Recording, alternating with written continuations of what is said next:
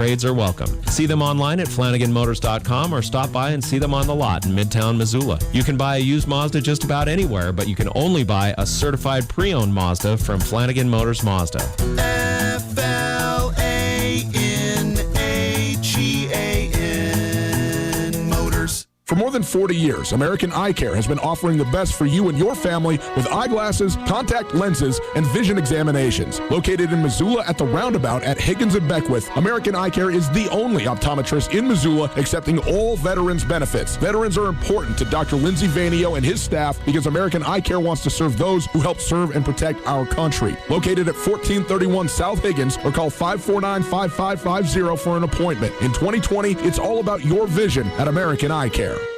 Hi, Coral here from The Stone. The Stone is now offering delivery options from our website, thestoneofaccord.com, and you get 20% off your first order. Lunch is delivered from 11 a.m. to 1 p.m. and dinner 4:30 p.m. to 8:30 p.m. Enjoy the Stone of Accord favorites like shepherd's pie, fish and chips, and our famous pasties. We will also be delivering beer, wine, and cocktails. Visit thestoneofaccord.com and see how easy it is to deliver your favorites right to your door. We are open for dine-in and following all COVID-19 protocols. The Stone, just a stone's throw away on North Reserve.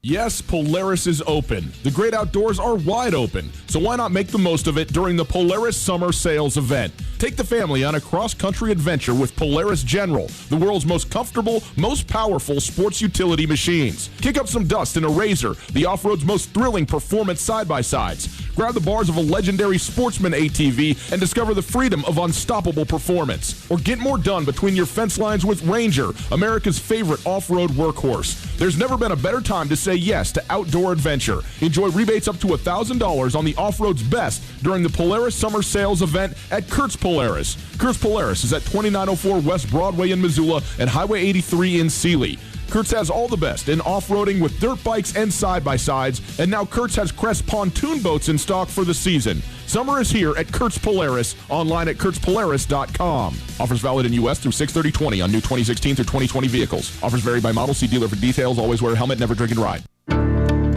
Automated Living is a Missoula-based smart technology company. If you are looking for a new home theater, some quality hi-fi music on your deck or den, a screen and projector at your boardroom, one button to turn off all the lights, cameras to monitor your parking lot, or a security system to keep you and your family safe, Automated Living has a solution for you. We make our clients' lives easier and more enjoyable while giving peace of mind with streamlined control of all elements in the home or office. Contact us today for a free consultation. ESPN Radio for Western Montana, KKVU HD3 Stevensville, and 102.9 FM on K275BS Missoula. It's 4 o'clock. Welcome to Tootell and Nuanez, Montana's only statewide sports talk show. Broadcast on 102.9 ESPN Radio for Western Montana and across the state on SWX Television. I like football! Now, sports talk from Montana for Montana. Live from the Kurtz Polaris studio, here is Ryan Tootell and Coulter Nuanez.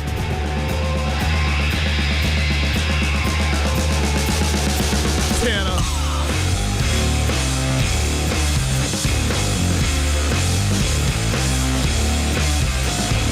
The NBA Southwest Division. Who's good? Sports psychology, something I could certainly use. And what's going to happen at Eastern Washington as it pertains to sports and the athletic department in general. Hi, how are you, boys and girls? It is Tootell and Nuanez, 102.9 ESPN Radio and SWX Montana Television. Outstanding to be with you across the great state on this Tuesday afternoon. Hope you are well. Appreciate you letting us be with you. If you would like to listen on the World Wide Web, you can do that, 1029ESPN.com. You listen live on the stream all the time, thanks to our friends at Opportunity Bank, your local bank, your opportunity. If you want to give us a ring, you can do that as well. 361-3688, the phone number. Tommy's in the back. He's ready to burn it up on the phone line. So, you might as well go ahead and get involved. Well, we got all six rocking and rolling, Tommy, right? Sitting back there? Yeah, and hey, I just want you to know something. Okay. You're going to be really proud. I can attest to this. Okay. Coulter's been sitting there waiting for this show, prepped, ready to go since about 3:31. on time. Phenomenal. Give him some kudos, man. The fact that he's sitting across from me while while Rage Against the Machine is playing just makes me so very happy. And it's a rare occurrence, no doubt. It's very rare, and it's part of the show. No, it's comforting for me. That's what's so ironic. I try to give you and your gigantic ego the full spotlight because it's your show, and I want you to headbang to your intro song. And then I walk in and everybody realizes, oh, now the show can begin. Well, no, it's just I look so much better when you're sitting there. So that's why I want to have you in here, But it's like my daughter's teddy bear. Like, she doesn't need it to sleep, but she thinks she does. And so then it actually does help her to sleep. And you're my teddy bear. Well, I wish it was way different than that, but... 6 lines are open to say who's crazy here, folks. 361-3688, the phone number. All guests join us via the Rankage Brothers RV phone line. We started with our favorite players by NBA franchise yesterday in the Southeast. We move west, but stay in the South. We go through the Southwest Division of the NBA with our favorite players in NBA history by franchise. In about a half an hour from now, Aaron Grusonic going to join us. He is the sports psychologist at Montana State, and I have a bevy of questions. Same. And I might also, do you think, would it be untoward for me on the radio where he'll feel pressured because it's a public setting for me to treat this like a free session? You know what I mean? Like to try and just leech off of him all the things that I need help with upstairs to try and improve my standing primarily on the golf course, but really in general. You're locked in right now on the golf course. You bet. I haven't whiffed in days. Better than you were the last 2 years. So we will get to him, but there is such a sports psychology was so. First of all, it was nothing, and then it was taboo. Like you had to say it was something else, or even just lie that you were maybe seeing somebody. And one of the people who really blew the doors off of this, was from the Quiet Storm, Ron Artest. With Ron Artest, exactly. And he, after they won, you made the game-winning shot, or sort of 30 seconds left game-winning shot for the Lakers, and he thanked his psychiatrist. Right. And people were like, wait, what? Like, what's going on with Ron Artest? And what's going on with Ron Artest is he was helping open the doors to some of the stuff that has proven to be so fruitful and critical for athletes and I think people in general. Top of the hour, Eastern Washington. This is a story that's going back a little ways, but it's getting more serious now. Right. So we're going to get into it, but everybody's struggling financially, or appears that they're worried that they might begin to start struggling financially when you talk about athletics and universities, nationwide, out of this pandemic. And so, but Eastern Washington may be the worst for wear, even relative to everybody else. So we'll get into that and what that might mean. And also some baseball stuff. Will it come back? And yes, the new Madden cover has been revealed. Have you seen who this is, Coulter? Well, can't wait. Who is it?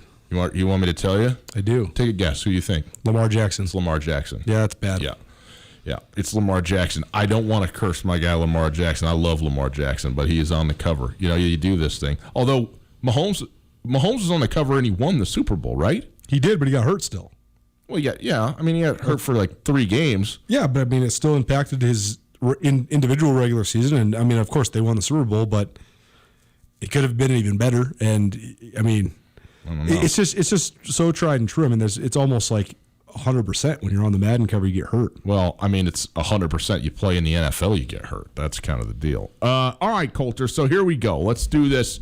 We've been going through picking our favorite NBA players by franchise. I got a full sheet of small font paper to go through with you on these. Where do you want to start today? We're doing the Southwest Division of the NBA. So it's the Dallas teams, the Texas teams, not San Antonio. Houston and Dallas, New Orleans, Phoenix, and Memphis. Okay. Let's go with the team that is that it's so stupid that they're in the West. Period. The Memphis Grizzlies. The Memphis Grizzlies. Okay. I have a couple of selections. I used to hate Marc Gasol, and I grew to love Marc Gasol. Why?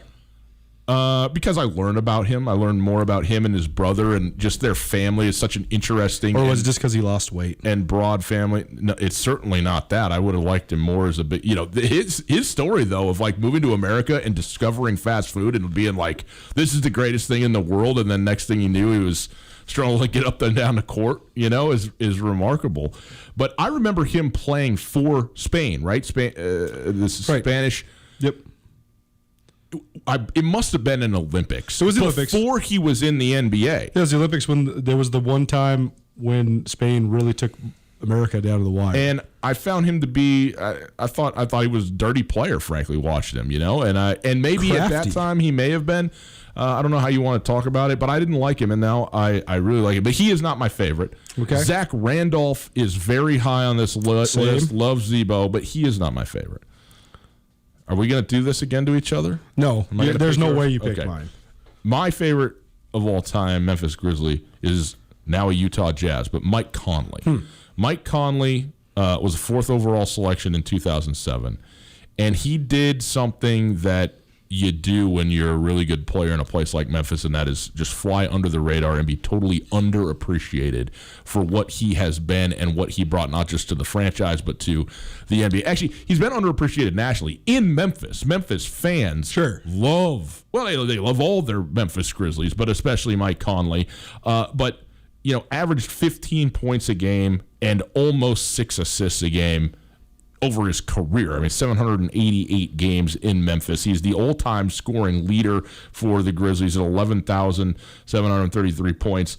And he is their all-time leader in games played, three-pointers, assists, steals, and points. And I just love the way that he's gone about it. He's been very consistent for a very long time. But more than any of that, his demeanor and his disposition in a sport that is built to build up the stars, that is built to be somewhat individualistic, even though it's in a context of a team sport where guys are all about look at me, look at me, look at me. Mike Conley was had as much deference and sort of I wouldn't say he shirked the spotlight. He was always comfortable in his own skin and always has been, it seems to me. And I've appreciated that about him, and I'm happy that he's in Utah. I hope it goes well for him in Utah. But he's my favorite Grizzly basketball player. Mine is Stromile Swift. Okay. Love Stromile Swift. The second best guy with the last name Swift after Robert that played in the NBA. Did you see Robert Swift has reemerged? Well, he's playing professional basketball. Where is he at? China. Okay. Pretty unmissable. Have you read any of his stories or anything like that? Oh, I've read a lot of Robert all Swift's the way to stories. the bottom of the rock bottom. Yeah. It's hard for a 7'2" guy to go to rock bottom, but he found his way.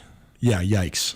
Good for him coming back out. It is good for him. Yep. Stromile Swift was number 2 pick out of LSU. He was the last draft pick by the Vancouver Grizzlies before they moved to Memphis, and then he was the last player from the Vancouver era to still be playing for the Grizzlies before he then signed with the Houston Rockets. I think that years from now, the NBA has distinct eras, probably more distinct eras than any other pro sport. Yeah. There's the pre-merger era when there's 2 competing leagues and neither one had much national traction, but many of the greatest players in the world were playing in the ABA at the time, not the NBA.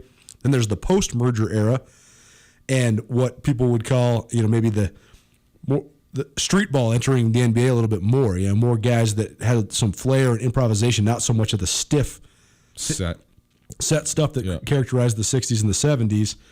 And then, I think, quite frankly, people would say post-merger to pre-Michael Jordan, Magic Johnson, Larry Bird, they'd say it's the cocaine era, unfortunately. It was drug use just ripped through the league, probably more than any other of the pro sports leagues. And then there's the glory days of the 80s and 90s with Magic, Larry, and Michael and everybody else that was involved in that. And then there's the post-Jordan sort of when they changed the rules and the international game influenced it. And that's going to be, I think, when we look back on this in 30, 40 years, I don't want to say the forgotten era, but the one that's a darker era in NBA history, because you had the Kobe Shaq Lakers, but then you had this, the second half of the 2000s, it was just kind of random. No one could really gain much traction. The Spurs were always there, but there was just a lot of other really good players that were maybe failed experiments. It was kind of the end of the high school era when guys were coming straight out of high school. But then you also just had a whole bunch of guys that I think, because it was this culmination of when hype really took off, combined with guys that were coming out way too early probably. You had a lot of guys that just really never harnessed the avenue of being a professional. And I think Stromile Smith will probably be remembered as one of those guys. He probably won't be remembered at all, unfortunately, even though he was an unbelievable talent. He was fine in the NBA. I mean, he was a 10 points per game scorer for 10 years, but he never developed anything. All he could do was just take you baseline and dunk on you. He could do that better than literally anybody in the league, but he never really learned how to shoot. He never really learned how to protect the rim, and I think it cost him what his upside is. But there's so many guys that were like that were just unbelievable athletes that just really couldn't hone in the element of being a professional. Right. I always loved watching him play because I thought he was so entertaining. You could see him do something that no one else could do in the league. He just never really honed the consistency of being a pro. Where are we going next? Let's go to New Orleans. The New Orleans Hornets / Pelicans, but probably Hornets. I'm afraid that I've taken yours, so I want to let you have the floor. You think I'm going Chris Paul? Well, yeah. I am going Chris Paul. Well, you should, because this is not a franchise that has a ton of history. We did Charlotte before, but obviously this is tied to Charlotte. They were Right. Charlotte and moved, and then Charlotte reemerged, so it's a little hard to say, well, which franchise is which. So if you want to sit here and say that, Alonzo Mourning and Larry Johnson are part of this organization, okay, but I kind of took that before. But Chris Paul, in terms of the identifying as New Orleans, is far and away the guy to pick from this organization, which, again, does not have a ton of history. You've loved Chris Paul since forever, so you go ahead. You tell us why Chris Paul is the greatest, and I will just agree with you. I honestly just wish that Chris Paul would have never gone to Los Angeles, because I know it was filled with so much potential, and they were so exciting for a moment, and they really brought the Clippers, I'm not even going to say back to relevancy for the first time. Yeah. But then because of the spotlight and because there was this moment in time when the Lakers were falling apart, they became the LA team, not in following as much as in scrutiny. And then given the personalities in that locker room, particularly just the volatility of Blake Griffin and just how much drama was associated, they always came up short. And them coming up short was the failures were accentuated way more than the accomplishments. People quickly forgot that the Clippers had never been good. All of a sudden it was like, well, this is a 50-win team for 5 years in a row. Why aren't they doing anything in the playoffs? And I think that Chris Paul was so frustrated by it, and he manifested that to everybody within the organization. And I think it really hurt his reputation because, by all accounts, he's one of the great philanthropists, one of the great leaders, one of the most pleasant guys, one of the best teammates. And for a moment in time there, people thought, well, he's kind of a malcontent. But the whole situation was just toxic. Then he tries to chase a ring with Houston, which they got close. It was never the right fit. And him playing next to James Harden as a basketball purist was a nightmare. I hated watching it. I hate watching James Harden, period. But to have Chris Paul have to just stand in the corner and be a decoy is just, it's ridiculous. I mean, what Chris Paul is best at is having the ball in his hands. He's one of the best in NBA history to having the ball in his hands. But I think that what happens if he would have gotten traded to the Lakers instead of the Clippers? What happens if David Stern doesn't block that trade? Yeah. Chris Paul's legacy is so impacted because when you look at his straight up numbers and his individual accomplishments and his skills, he's one of the greatest point guards ever. I mean, he has better career numbers than Isaiah Thomas. But will his legacy be remembered as better than Isaiah? Because Isaiah has 2 rings. Isaiah was the best player on multiple championship teams. I don't know if Chris Paul's ever going to get there. But I do like that he's revitalizing his career with this young Oklahoma City team because it reminds me of how good Chris Paul can be, even if he doesn't have this unbelievable supporting cast. I thought he was at his best in New Orleans, just like I think he's actually better right now than he was during these years playing with these other superstars. Chris Paul is my favorite New Orleans Hornet, but I do have a backup just because I knew you were going to say Chris Paul.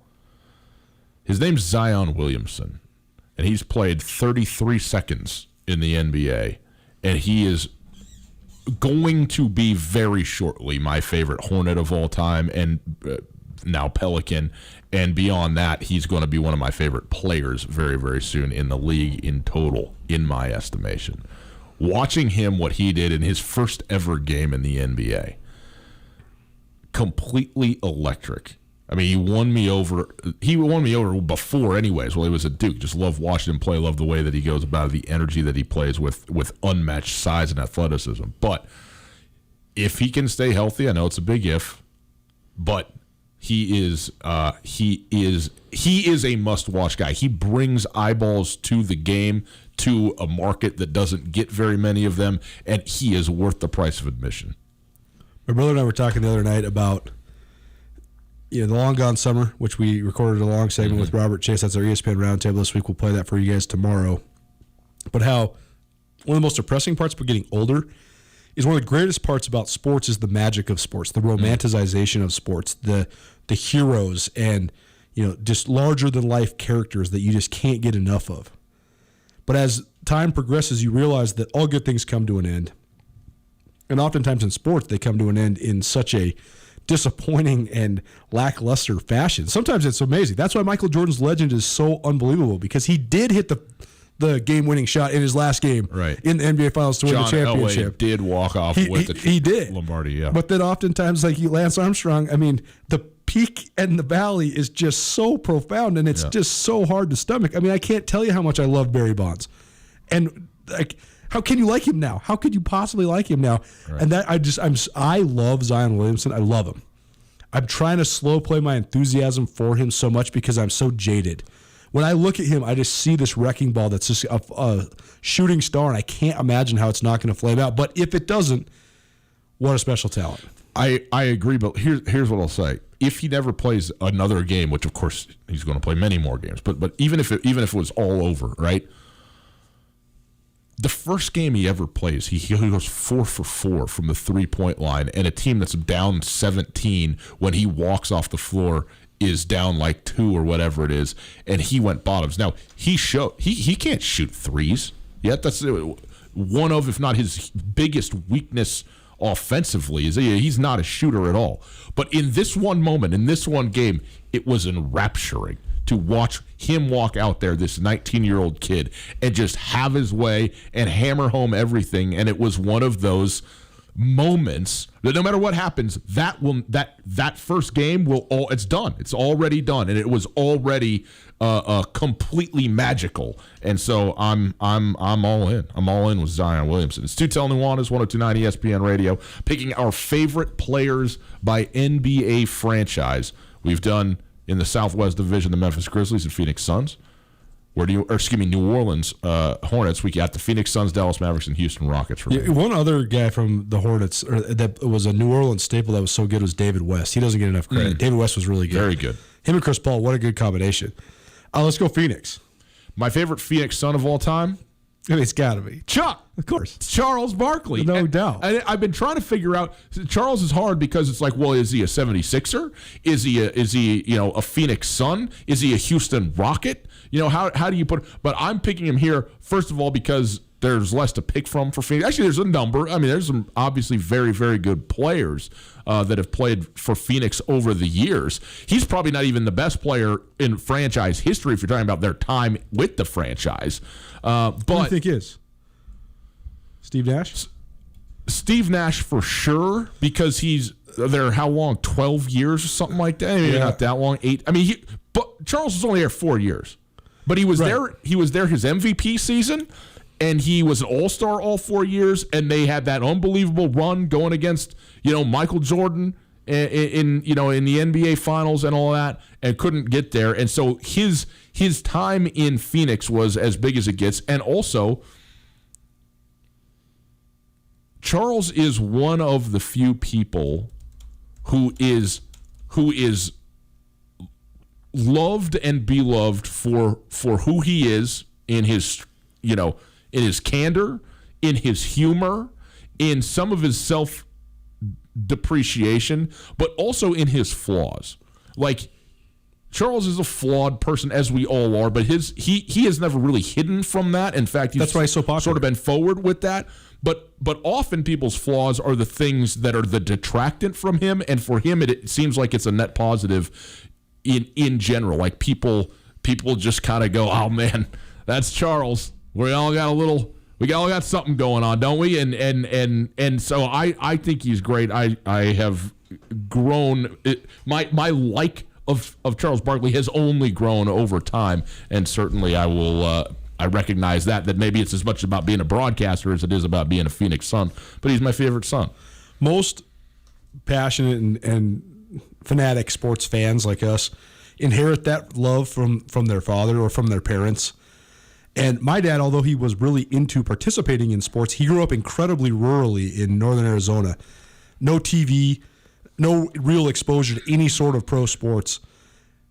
But the only athlete my dad ever told me stories about growing up, he had stories from like the 80s when my parents were married already, and then he was in his 20s and 30s. Mm-hmm. And he was working in Colorado in the mines. He had plenty of stories about old Denver Broncos guys and all that. But the only guy from like his childhood teenage years he ever told me about was Connie Hawkins. Connie Hawkins was the Suns' best player when they merged from the ABA into the NBA.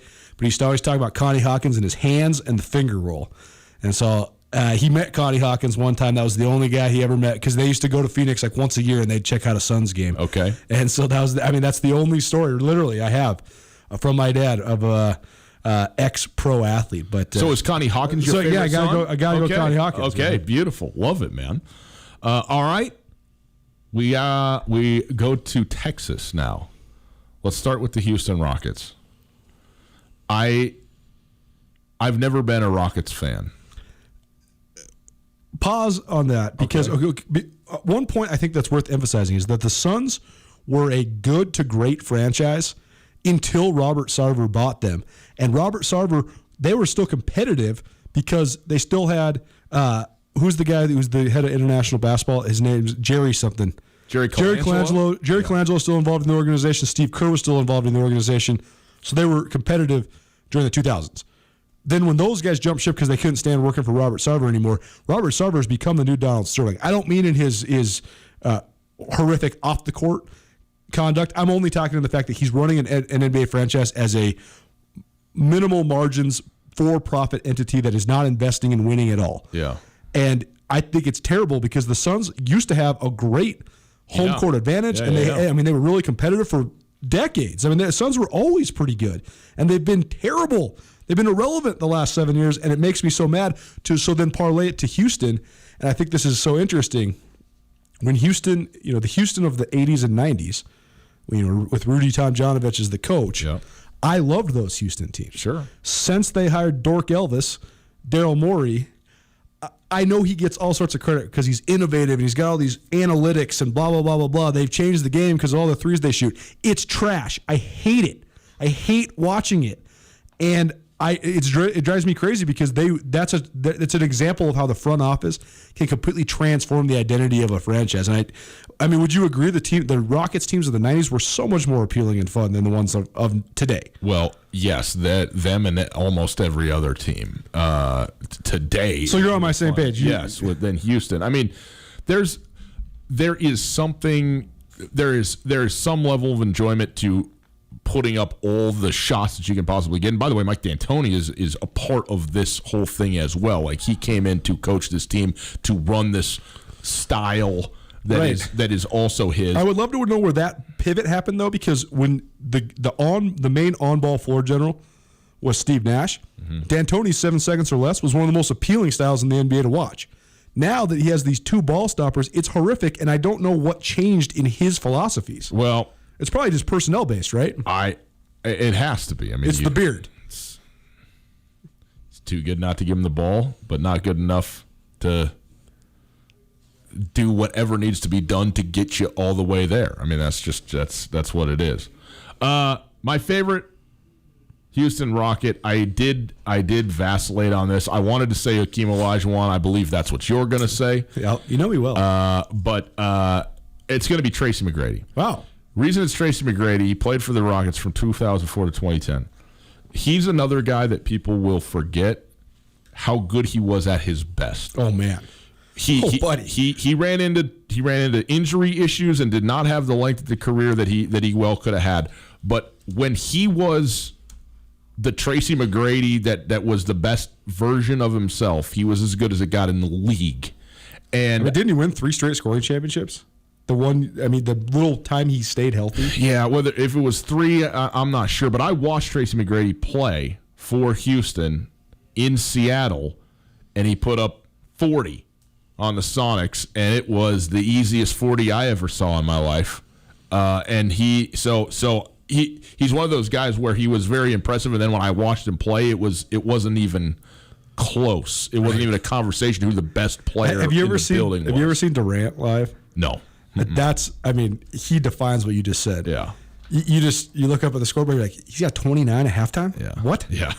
He's not even trying. I go with Tracy McGrady mostly because I saw him live. But I like Tracy McGrady, but he was an unbelievable player. My second one, just for fun, is Robert Ory because Big Shot Bob's just banging it home for titles left and right. Not the first 2 of 7 that he won in his career with Houston, and then moved it on. But yeah, there you go. There's my Rockets.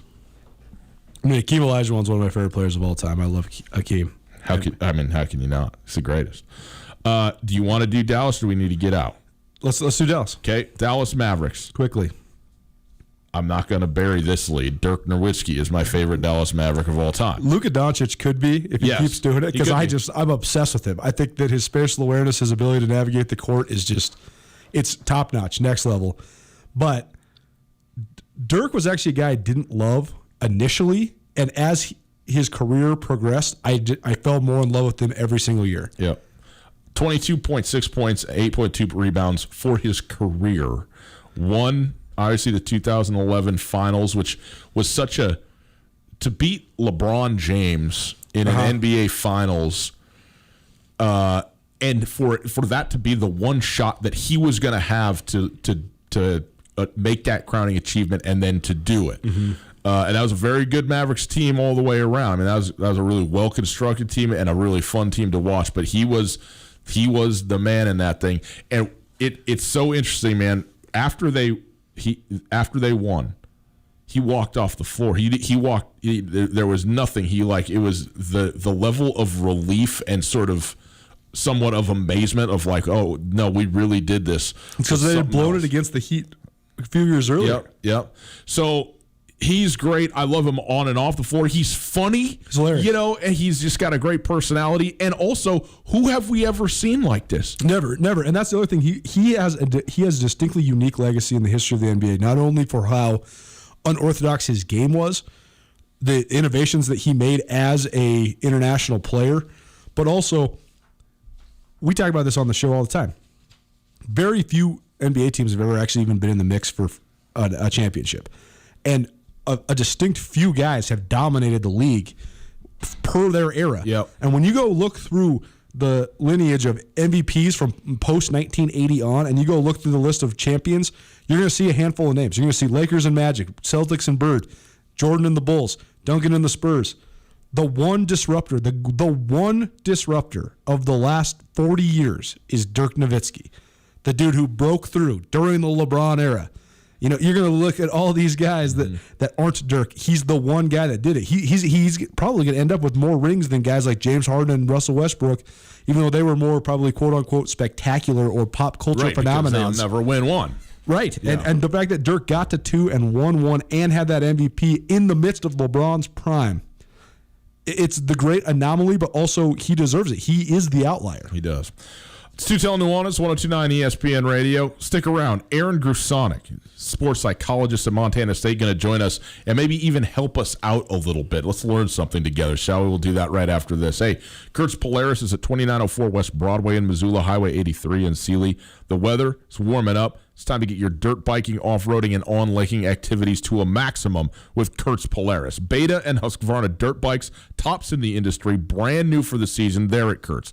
Also, all the side-by-sides, the General, the Ranger, the Razor, they're all there. Get the work done or just the fun you want to have cruising around in the mountains and the hills of Montana from Kurt's Polaris. And, of course, if you want to just catch a couple rays, maybe open a cold one, sitting out there on the lake, Crest Pontoon Boat. I mean, getting a pontoon boat, that's the way to go. Crest, top-of-the-line pontoon boats available at Kurt's Polaris. Summer, the way you always envisioned with Kurt's. Online at kurtzpolaris.com.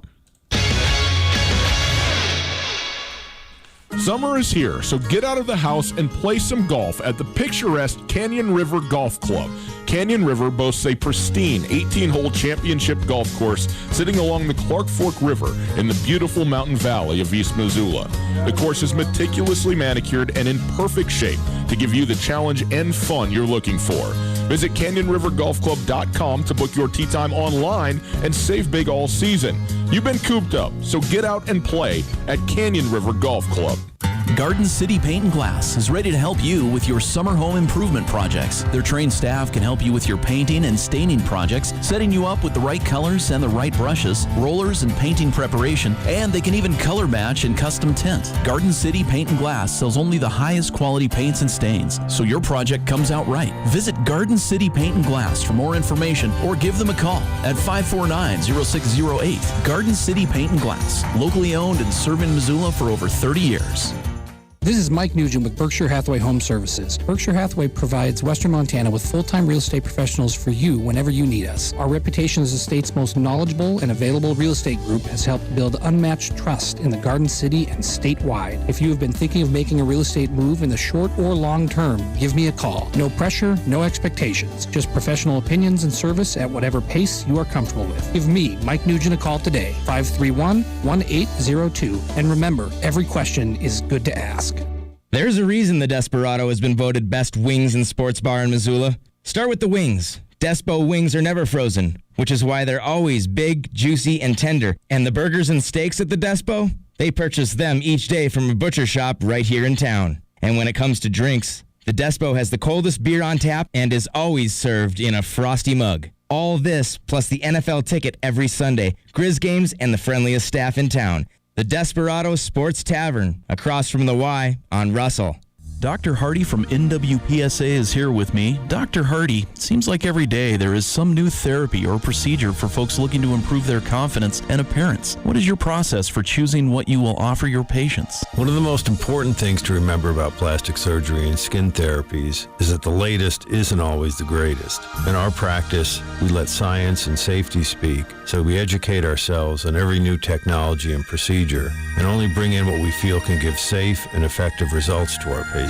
Well, that's what it's all about. How does a patient go about choosing what is right for their needs? Each patient will have an extensive consultation where we discuss their short and long-term goals. Patients can feel secure in knowing that we have the experience to guide them to the treatments that'll be the most effective in helping them reach these goals in a safe and confidential environment. Contact Northwest Plastic Surgery Associates, nwpsa.com, or call 728-3811.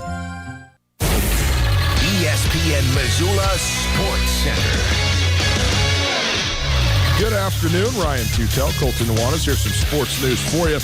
Eastern Washington's athletic department will undergo massive budget cuts because of a $22.1 million in lost revenue stemming at least in part from the coronavirus.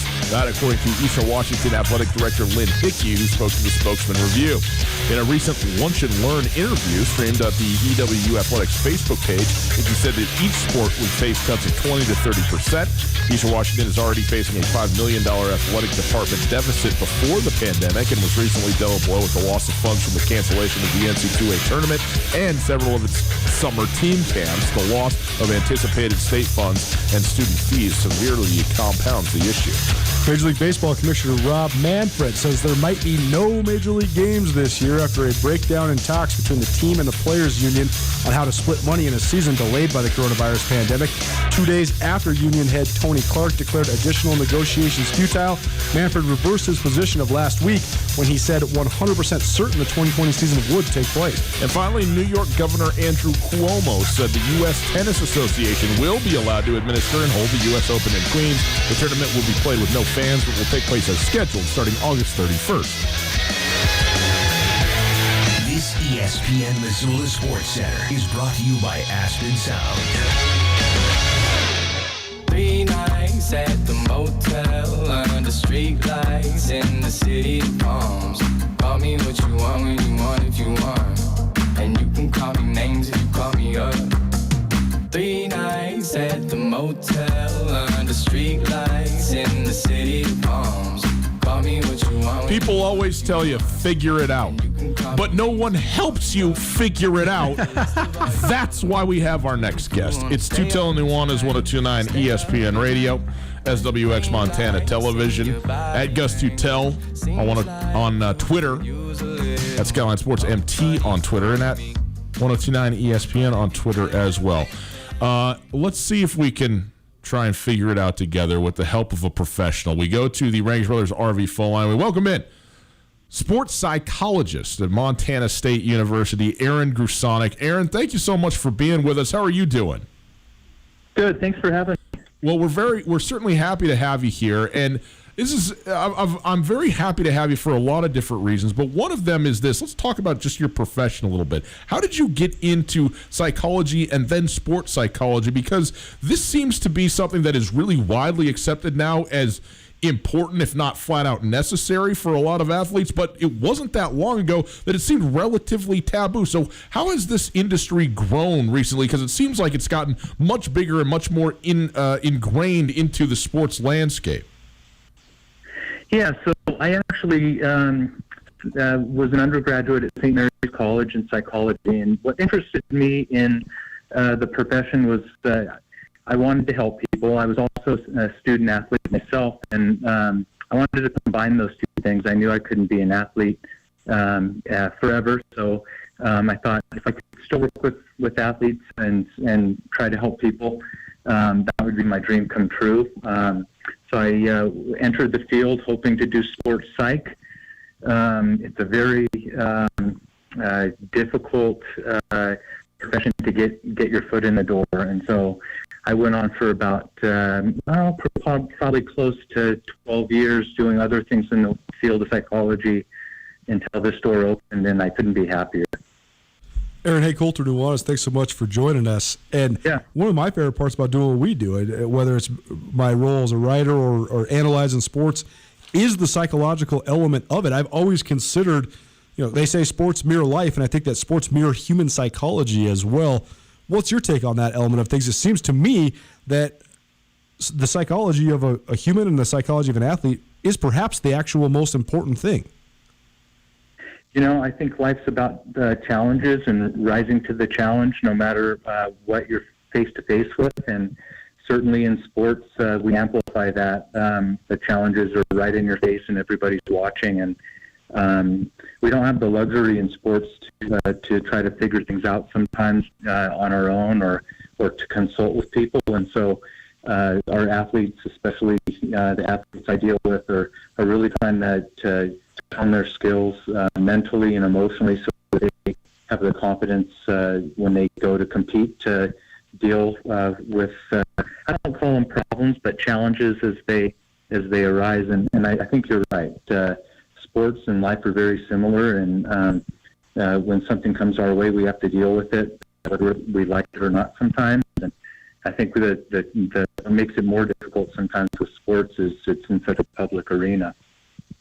Aaron Grusonek joining us. He's a sports psychologist at Montana State. And Aaron, what are some of the things that you go through? I mean, I understand, you're trying to help kids deal with pressure or challenges that arise, but specifically when you're talking with athletes there at Montana State, what are the things that they need help with or that you want to focus on the most in terms of that will help them attain their maximal performance? Yeah, so just like any other person, an athlete deals with the same things that regular people deal with, and that can be mental health issues or struggles or just emergencies in their lives. But aside from that, when it comes strictly to sports and sports performance, I think the most common theme that I try to help the athletes deal with is to try to focus on the present. We can't play against what we did before. Even if it was the most spectacular play, we can't go and compete against that. We can't go and compete against something that we're thinking about in terms of the future. What we can only do is deal with the present moment.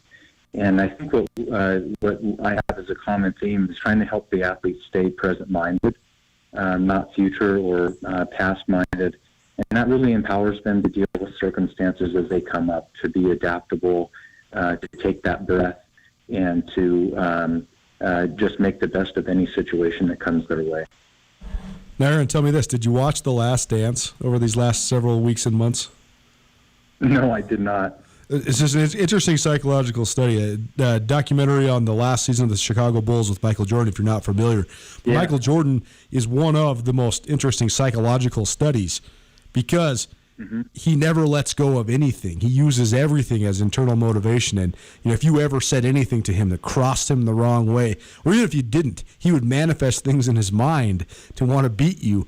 But also, I thought the best line of the entire documentary was someone saying that Jordan, for all of his athletic gifts, his talent, his work ethic, his competitive drive, the number one thing that set him apart from every other person in the NBA and otherwise was his constant ability to be present at all times. And you talk about this with your athletes, and I agree with you. You know, it is such a focused thing to not want to compete against the past, compete against your best play. But how do you go about doing that, especially when it comes to young people? I mean, how do you go about training 18 to 23-year-olds' mind to be able to embrace being present? Yeah, and you know, I've read a little bit on what the Chicago Bulls had done, and they actually had a guy come in and do what we call mindfulness, which can be meditation or other different types of exercises, and that's really what I'm doing a lot of with our athletes. We try to teach them what we call mindfulness, and that's kind of like the fancy catchword these days in the psychology community. But really, what that means is checking in with yourself as you're going through your life. So checking in with yourself, that can be like, how do my shoes fit on my feet? And just taking that pause as you're moving forward allows you to be focused in on the present. And so what I do a lot with our athletes is try to help them discover things that they can do while they're training, while they're going throughout their daily life. We do more formal meditation and things like that, but ways of helping them stay present-minded just through their normal day. That way, when they come down to crunch time and they're competing, that they can try to implement some of those strategies. And I really like the word that you use, train them, because mental training is just like training for anything else. Your mind is like a muscle, and if you don't practice, then you don't develop that muscle memory. The same thing with your mind. If you aren't practicing and being diligent, then those skills just don't work. And so that's really what we go about, is continuing to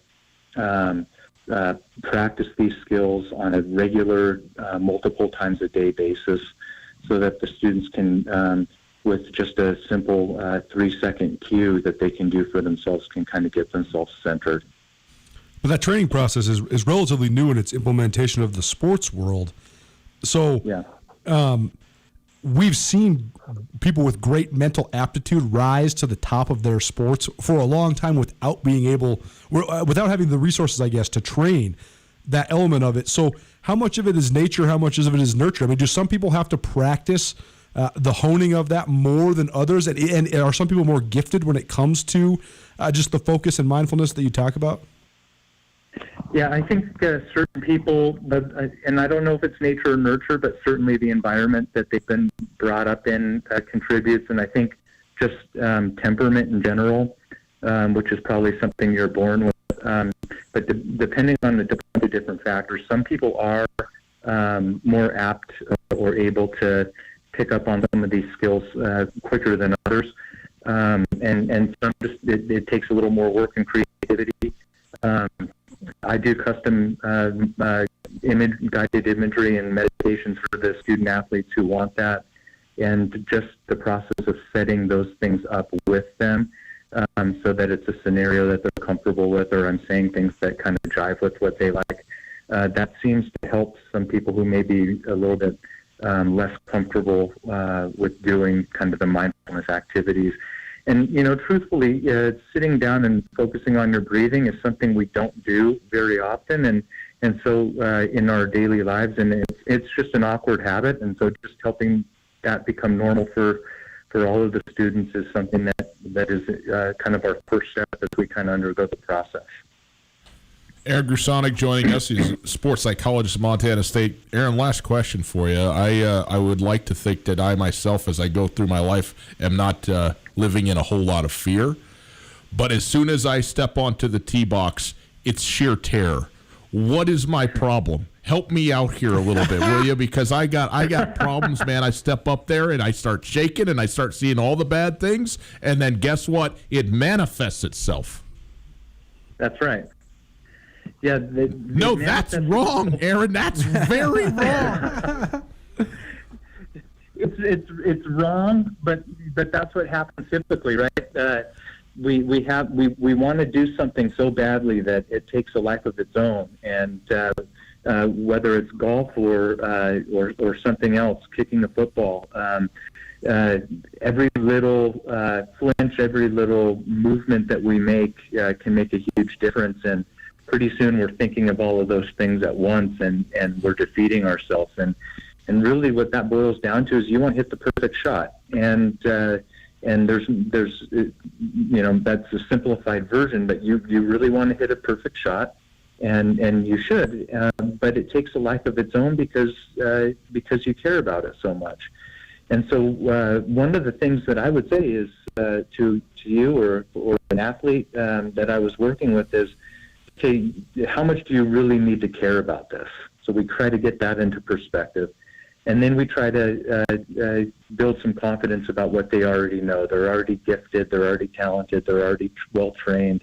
So what are the other things that are getting in the way? And then we start to try to whittle it down to a few simple things that they can do so that they have that confidence and their mind is clear when they, go to perform. The check's in the mail, Aaron. Thank you very much. This was very helpful. Hey, man, no, this is so interesting. And again, it's been such a growing part of the field of athletics, collegiately, professionally, etc. And so we appreciate you taking the time and kind of walking us through some of the basics of this. Really, it's a very interesting deal. So thank you. Thank you very much. You got it. Aaron Grusonic, Montana State University sports psychologist, trying to help me out. Right. Why do I care?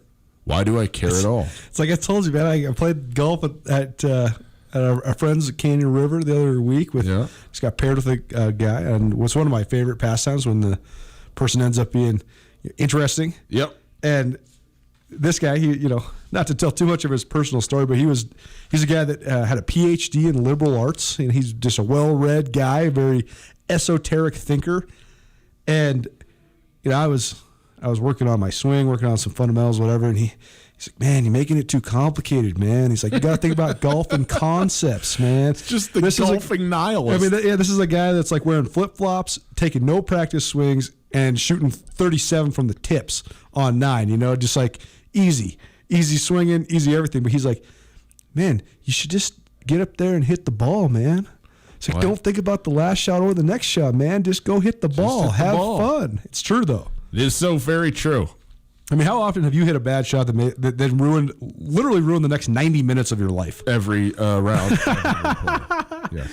I'm a glutton for punishment. It's Tootell Nuanez, 102.9 ESPN Radio. Boys and girls, despite what we've said here, we know that golf is fun. And we also know that Father's Day is Sunday. And so if you would like to make your golfing father, husband, whatever it might be, maybe a son who's a father, very happy, how about CDAResort.com? You go online right now, book your stay and play package at the Coeur d'Alene Golf Resort, a great Father's Day gift, or maybe just a reason to get away. If you go stay in the hotel, you take a twin screw wooden Standcraft boat to and from the golf course. It's, first of all, a great way to get a little tour of the Lake Coeur d'Alene, which is beautiful. And also, it's just a nice way to arrive. Roll up in a boat, you feel very good about things. You get a pre-round massage, hitting golf balls into the lake. The lake is the driving range.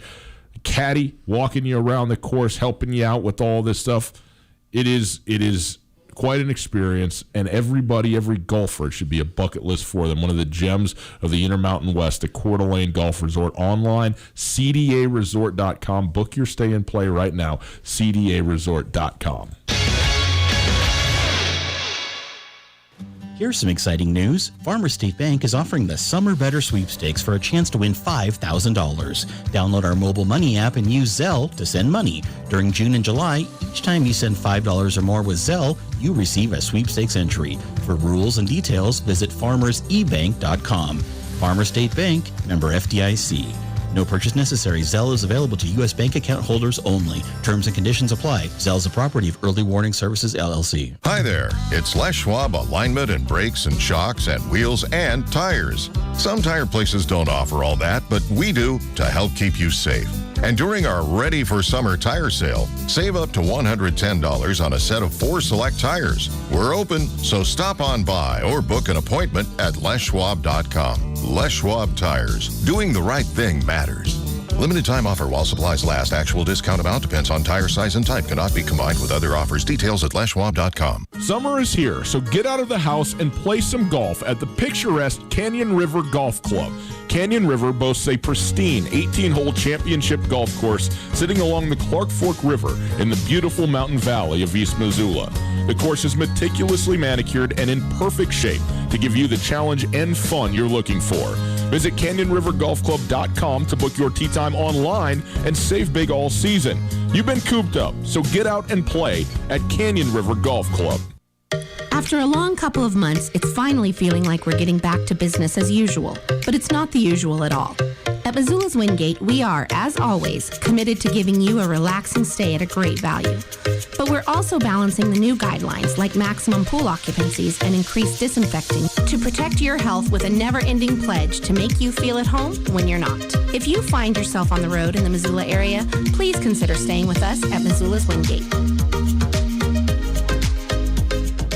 This is Mike Nugent with Berkshire Hathaway Home Services. Berkshire Hathaway provides Western Montana with full-time real estate professionals for you whenever you need us. Our reputation as the state's most knowledgeable and available real estate group has helped build unmatched trust in the Garden City and statewide. If you have been thinking of making a real estate move in the short or long term, give me a call. No pressure, no expectations. Just professional opinions and service at whatever pace you are comfortable with. Give me, Mike Nugent, a call today, 531-1802. And remember, every question is good to ask.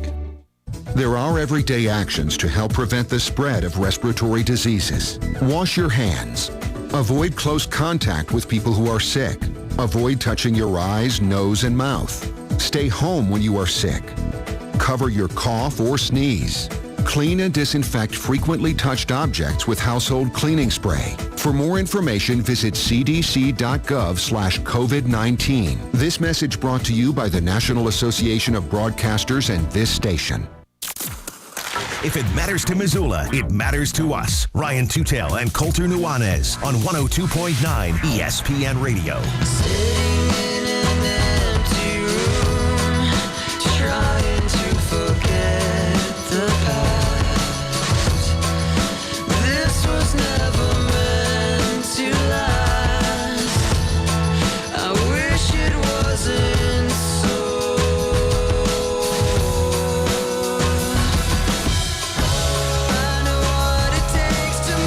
Well, howdy. Tootell and Nuanez, 102.9 ESPN Radio, SWX Montana Television. Check out the YouTube channel if you're so inclined. Tootell and Nuanez on the YouTube. You can watch it. And it's archived, too, so you can watch it later if you would like to. Coulter, to finish up the hour, a significant date for what reason? June the 16th. Today would have been Tupac Shakur's 49th birthday. 49 today for Tupac, huh? Mm-hmm. You know, I would have guessed even maybe a little older than that. So 49, yeah. Died when he was 26, 1996. Very young, 96. Okay, I must say I don't know a lot of Tupac. Really? I mean, I realize that this has just ended our friendship. Oh, no, I just think that I think that the pioneers of hip hop and rap really did change a lot of different elements of America. But I think that Tupac Shakur is in a category all his own. I think that I know that he was so prolific that a lot of his songs are very brash, sometimes offensive, but also he painted the picture of the streets better than anybody ever has, and I don't know if anybody ever will.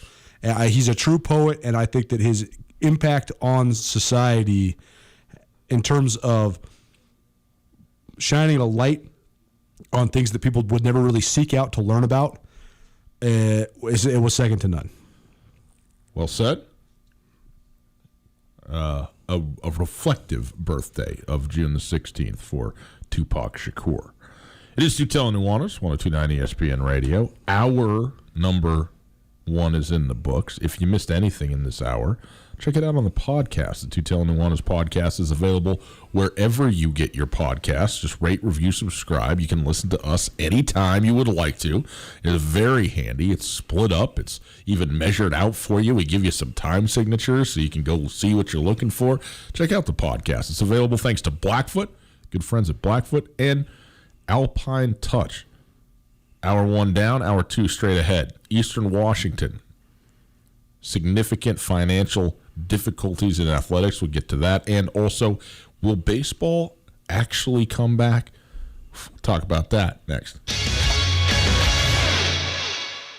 Yes, Polaris is open. The great outdoors are wide open, so why not make the most of it during the Polaris Summer Sales event? Take the family on a cross-country adventure with Polaris General, the world's most comfortable, most powerful sports utility machines. Kick up some dust in a Razor, the off-road's most thrilling performance side-by-sides. Grab the bars of a legendary Sportsman ATV and discover the freedom of unstoppable performance. Or get more done between your fence lines with Ranger, America's favorite off-road workhorse. There's never been a better time to say yes to outdoor adventure. Enjoy rebates up to $1,000 on the off-road's best during the Polaris Summer Sales event at Kurtz Polaris. Kurtz Polaris is at 2904 West Broadway in Missoula and Highway 83 in Sealy.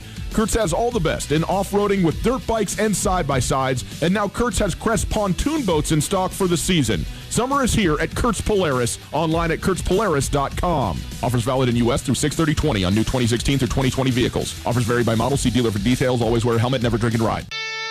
Wayne McElmurray knows what you can achieve through hard work as an athlete from a small town in Montana. The Troy native rose up to become an All-American safety for the Grizzlies on UM's 95 National Championship team before spending time playing in the NFL. McElmurray has also used those values in his work at McElmurray Homes. Since 2003, McElmurray Homes has helped contract and subcontract some of the Garden City's finest houses. McElmurray Homes is committed to offering quality custom service, quality products, and the best prices throughout any project. And McElmurray Homes is also a proud supporter of high school athletes around the state of Montana. Nothing says Florence coffee like a real huckleberry smoothie. Our real huckleberry smoothies are made with real huckleberries that grow high up on the mountainsides of Montana. Drive to any of our Flowco locations throughout western Montana and try a delicious real huckleberry smoothie. And visit us at florencecoffeeco.com. The best flavor under the big sky. Florence Coffee Company.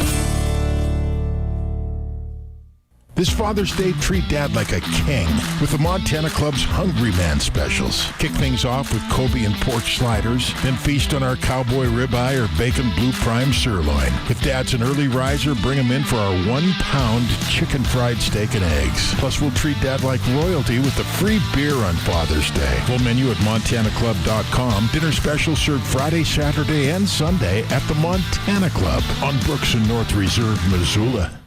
Hey Montana, Jeff Bridges here. I just wanted to let you know that this COVID-19 virus, it's serious, man. Anyone can get it and spread it to others. So I'm staying the course. When I go out, I maintain that 6-foot distance from others, and I'm putting on the mask. Our healthcare workers, they're doing their incredible job. Let's do our part. We can abide with this thing, man. We'll get through this. Learn more at staythecoursemontana.com. Status paid for by the Montana Hospital Association. ESPN Radio for Western Montana, KKVU HD3 Stevensville, and 102.9 FM on K275BS Missoula. ESPN Missoula Sports Center. Good afternoon, Ryan Tootell, Colter Nuanez. Here's some sports news for you. Eastern Washington's athletic department will undergo massive budget cuts because of a $2.1 million loss in revenue stemming at least in part from the coronavirus. This was said by EWU Athletic Director Lynn Hickey to the Spokesman Review recently.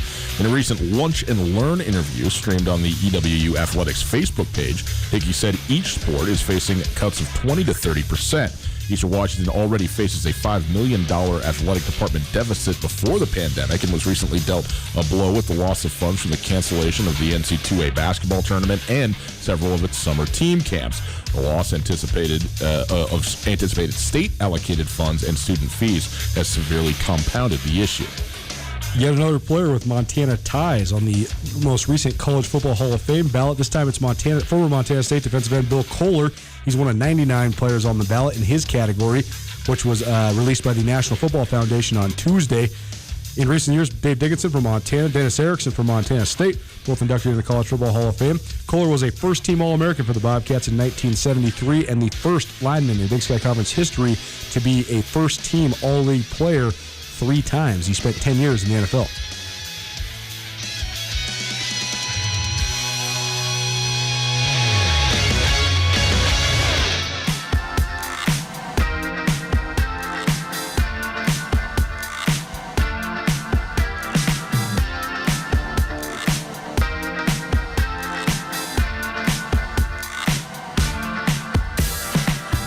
Now from the Kurtz Polaris studio, here is Ryan Tootell and Coulter Nuanez.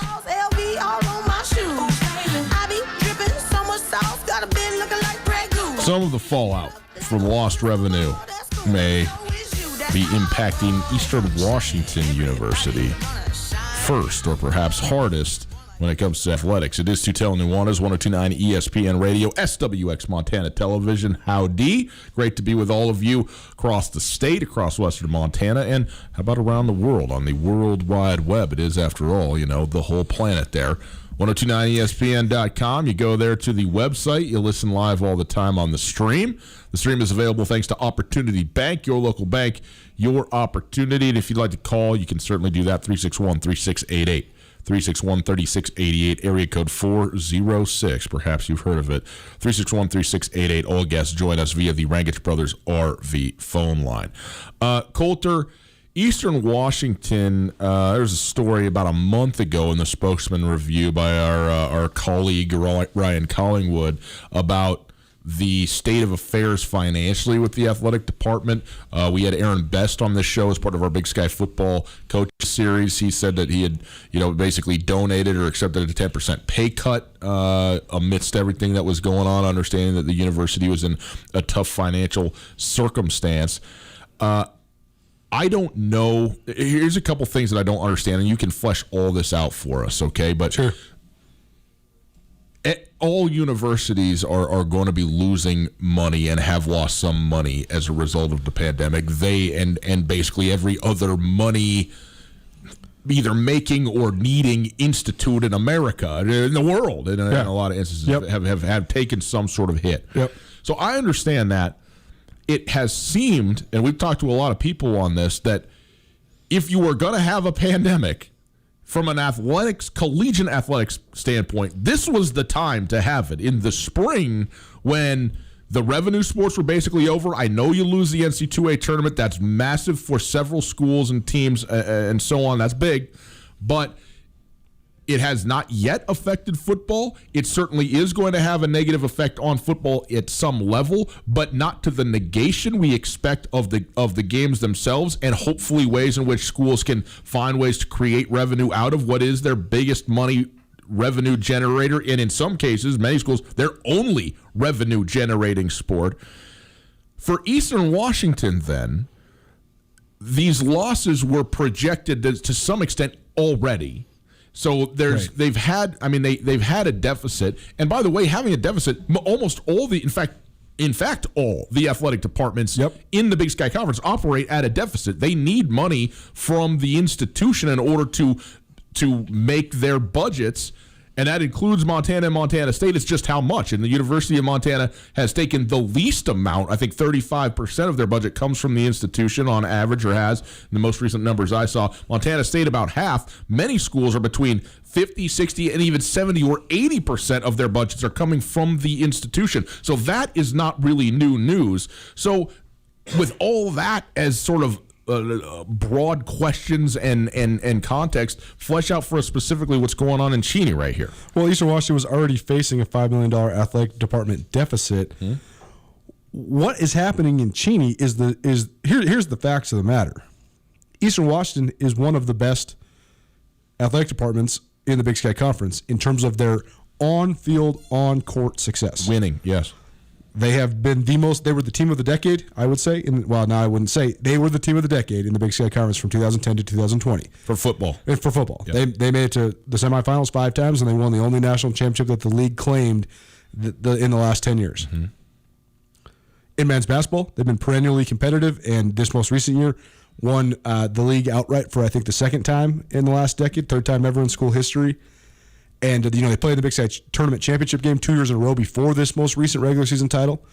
Women's basketball, they've been pretty good. They haven't been as good in the tournament. So because they've been good, they have to pour resources into it. But also, them being good has not garnered any additional revenue hardly at all. And they're in a conundrum because I think that there was 4 schools in the Big Sky Conference that got 75% or more of their athletic budget subsidized from the school. Eastern Washington, Northern Colorado. Cal Poly certainly. Cal Poly was 80-something%. Yeah. Cal Poly and I believe NAU only because they have the student athletic fee. Okay. Regardless, Eastern Washington they're in the worst spot of anybody in the league because if you want to stay competitive, you have to spend the money. If you continue to be competitive, you'd hope that then you could make more money. They haven't. There's been this promise of this gateway project of expanding their football stadium because where they're at right now is they do pack the house where they're at most of the time, especially when they're good. The Bo Baldwin years, the last 5 Bo Baldwin years, they were filling that stadium up. It's still only 10,000 people. Yeah. So you're not making any money at the gate. That combined with the fact that they have absolutely the lowest endowment of any college athletic department I've ever seen. They have an $8 million endowment. That's it. That's crazy considering that you'd think that even if you just raised money from the guys who played pro football from Eastern Washington, you'd think you could get more than $8 million worth of donations, but they haven't. Mm-hmm. And so to stay competitive, you have to spend money. But if there is no money, if you're not making any money, it puts you in this horrific spot. And now, their success actually shot them in the foot because say that Eastern Washington would have won the Big Sky tournament and gone to the NCAA tournament in men's basketball.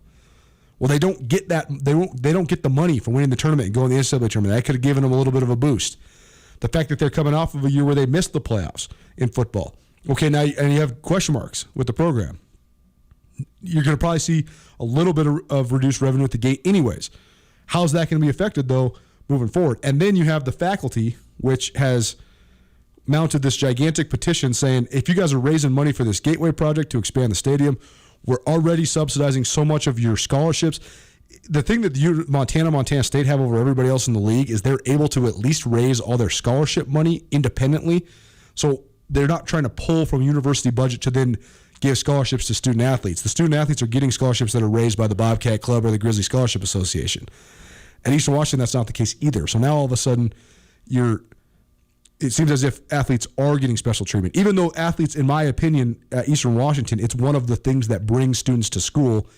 The red field, the success in football, it's helped their enrollment grow, certainly. But when you have the faculty then yelling and screaming and saying, hey, we have budget cuts across campus, we have people getting laid off and losing jobs, and we're still pouring money into athletics, it's just basic business, right? I mean, if you have an entity where you're subsidizing this thing 75%, and there's really no end in sight to how that's going to get any better, when they can't make any more money. They have good attendance for what their venues are in the revenue sports.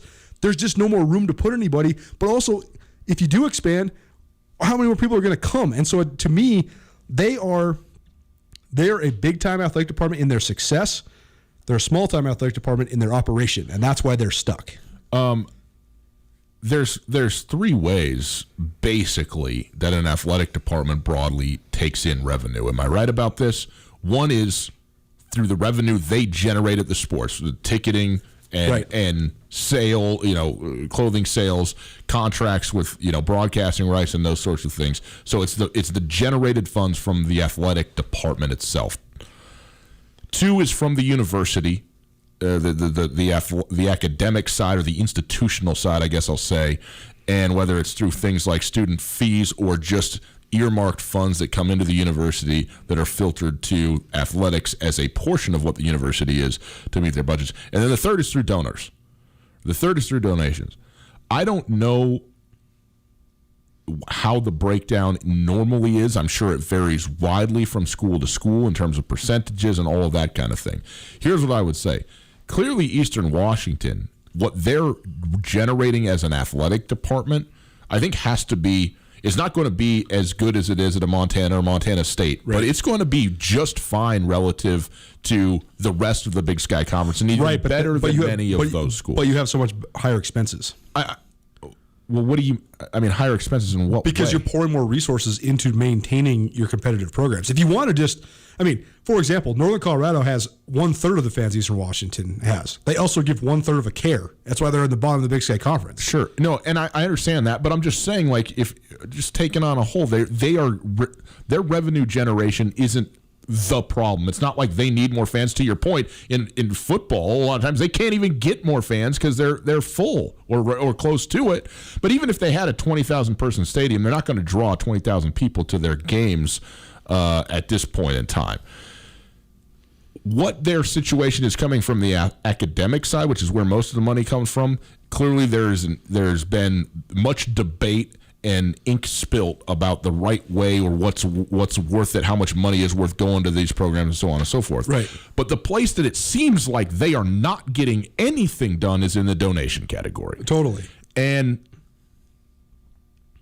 the reality of donations for across the board, sports or otherwise, any nonprofit will tell you, they're going to generate 80% of their budget from their top 20% of their donors, and maybe even more skewed than that, that 90% of your budget might come from 10% of your donors or one donor, depending on who those donors are. Right. And certainly the University of Montana has benefited greatly, explicitly, from several major donors and donations that they have received. And Montana State, they raised $18 million, and they've started breaking ground on this thing. But that's not also to mention that Montana State raised over $375 million during Waded Cruzado's capital campaign as well. So they have so much money for the university. Yep. And that's why you see, the new engineering building, the new business school. That's right. And so depending on the scale that it happens, donation can make up most of your budget or very little. Now, often donations are project based. I get that. Yep. Okay, so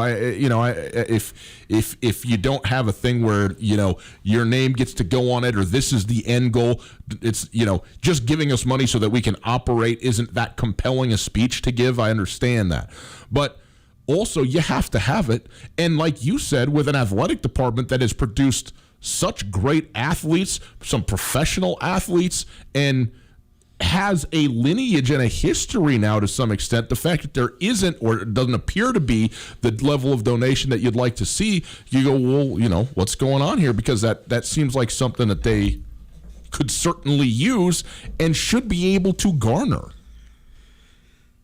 We've seen it in Missoula quite a bit with the decline in enrollment over the last 10 years at the University of Montana, and then the subsequent faculty cuts and budget adjustments.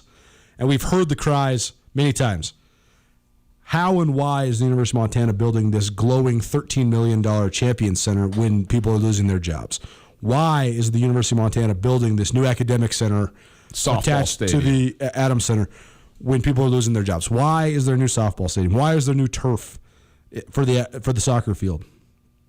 Well, the answer is so simple, and it remains, you cannot complain about it because it is privately fundraised money, where the Washington brothers, Danny Washington's sons, say, we're giving $7 million to the Champion Center. That's explicitly the only thing that the money will be used for. You can't just say, well, hey, donor, we're going to just give it to the education department. You can't. The problem with Eastern Washington is not only can they not raise money for sports, they don't have any money. They're not raising money for anything else. Mm-hmm. And this is where, when you are subsidized at 78% like they are, this is where the academic side of campus really does have you in a stranglehold. Right. Because everything is evolving. The budget's the same. The University of Montana can say, okay, if you don't want to subsidize us whatsoever, Montana State can say the same thing, because I think they're about 45% subsidized. Them and Montana are the only two that are under 50% in the league. They can say, okay, well, even if you cut all of that subsidization, we still have this money over here that is ours to do whatever we want with. Whereas Eastern Washington, that amount of money is almost irrelevant. You can't live up to Title IX and offer the amount of sports that you're required to offer by the NCAA with that little money. And so then when you look at what they're talking about. I mean, this article from the Inlander, which is the Spokane Weekly, this is a high-level administrator saying, we can be a university without housing as we know it, even without dining. We're considering it. But you're not going to cut the dining halls and the dorms if you have a football team that doesn't make money.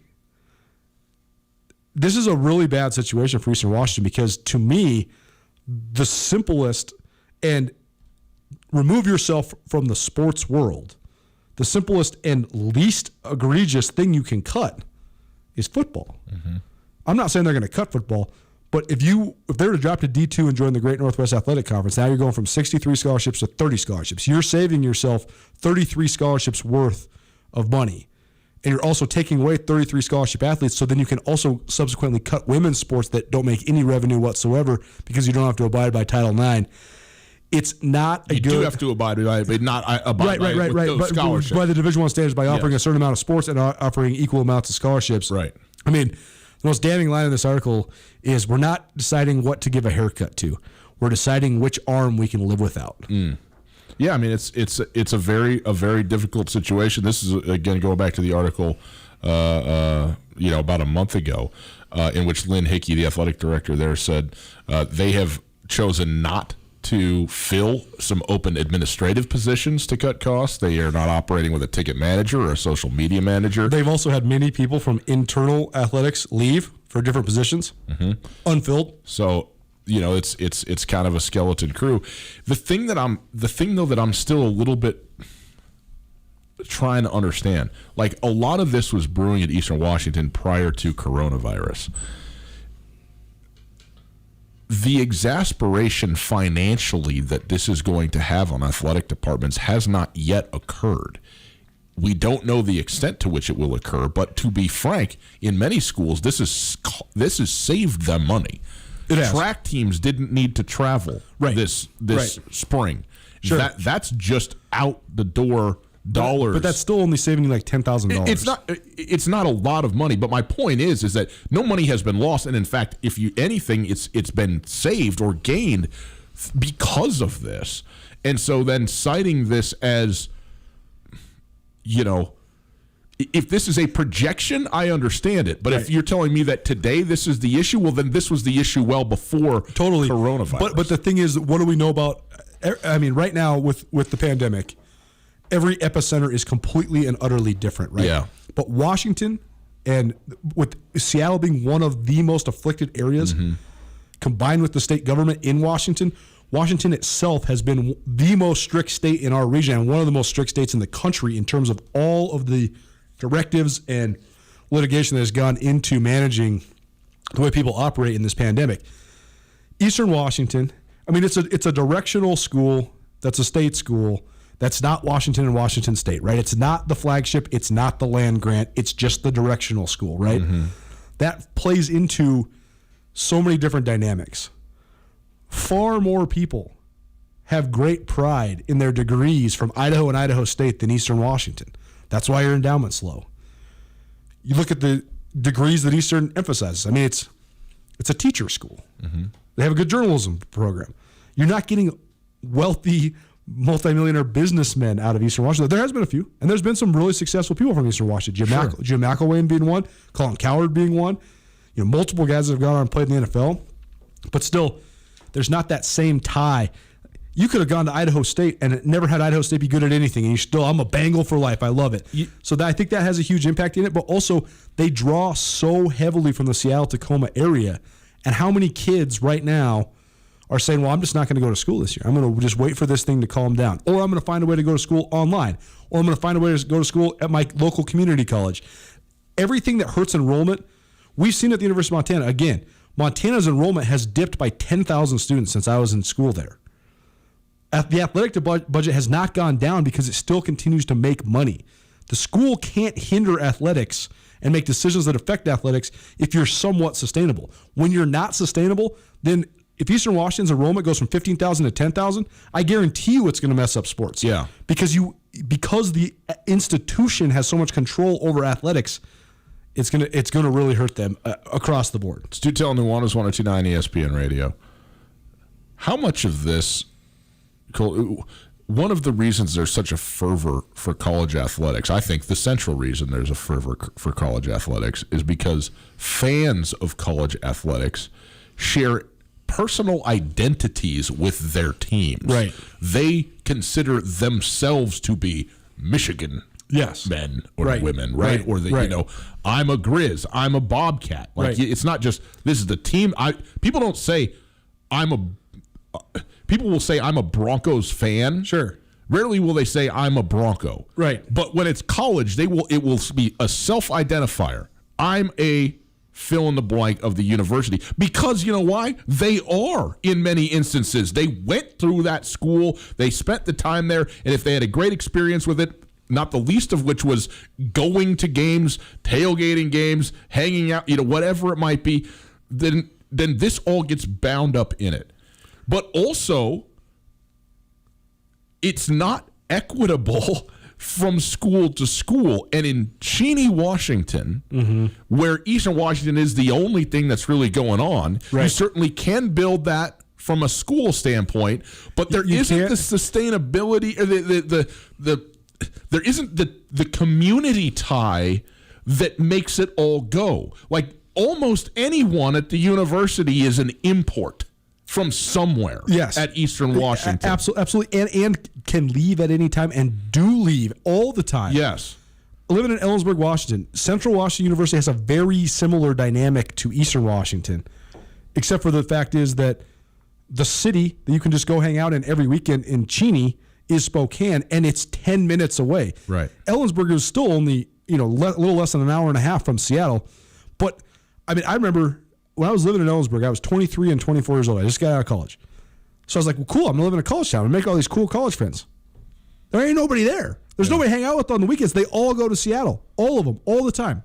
That's how Eastern Washington is as well. So these commuter schools, it's just so hard to build the loyalty to the school whatsoever. I mean, there is a thought that if Eastern was to cut sports or diminish sports, it's the chicken or the egg here, right?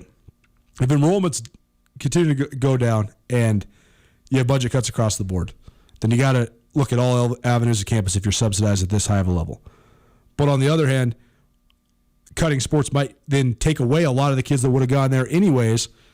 So then where are you at? I mean, there's so many kids that come there from around Washington, and maybe their best buddy comes with them, or their girlfriend comes with them, or whatever. They want to go there because they heard about it because of Cooper Kupp.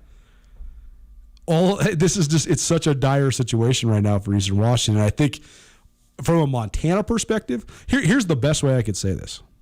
There's way more people that have allegiances to Montana and Montana State that are alums or huge fans of the Grizz or the Bobcats. There's way more of those people that would be sad about Eastern Washington cutting football than their own alumni and fan base. Yeah, well, that's probably true. There's tens of thousands of people that would say, man, that sucks that Eastern's not in the league anymore, and they all wear blue and gold or maroon and silver. Yeah. It's Tootell and Nuanez, 102.9 ESPN Radio. All right, continue to, take a look at this and ongoing situations around the league, around the country. But Eastern Washington may be the first one to take a long look at it as it pertains to the financial side of this thing, especially. Tootell and Nuanez, 102.9 ESPN Radio. Speaking of not playing, finances being a problem, and poor leadership, Major League Baseball. Do I need to say anything more? Probably not. We'll talk about it right after this. Hey, the last few weeks, maybe the last couple of months, haven't been the greatest for various reasons. Does it feel like maybe is metaphorically maybe some poo on your shoe? Well, let it just be metaphoric and not actual, okay? Because thanks to Montana Poover Scoopers, at least you can avoid the poo in your yard with their weekly dog pick waste removal. None of us want to deal with the dog waste in the backyard. So visit Montana Pooper Scoopers to find out how you can get set up for weekly waste removal or even just a one-time pickup if you need it. Service in Missoula and Lolo. Montana Pooper Scoopers takes care of the job no one in the family wants to do. MontanaPooperscoopers.com. Right now, mention this ad. Receive $25 off your initial service. Colter Nuanez here from Tootell Nuanez. I'm here with Tom from Aspen Sound. They tell me Tootell Nuanez sounds pretty darn good on a custom sound system. Tom, tell the people how they can get outfitted with custom sound from Aspen Sound. Colter, we've got lots of goodies for anything you might be playing on this spring, whether it's a boat, ATV, or just your vehicle. Apple CarPlay systems are on sale, and we've got tower speakers, inboard LED speakers, all sorts of goodies. Just give us a call or... Feel the music at Aspen Sound.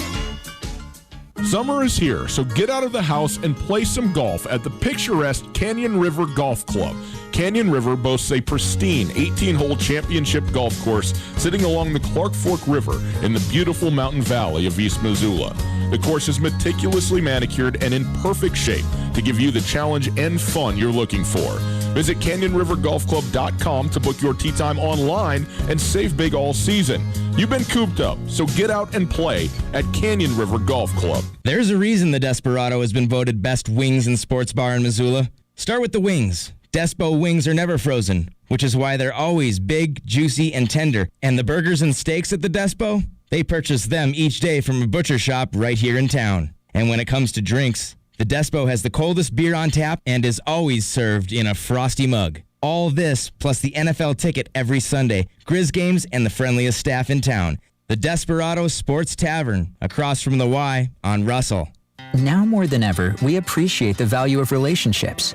Opportunity Bank has been serving Montanans and building strong relationships since 1922. With banking services for your family and your business, Opportunity Bank is with you as we move through these challenging times. For the latest information about how Opportunity Bank is working with customers and communities during the COVID-19 crisis, visit our website at opportunitybank.com.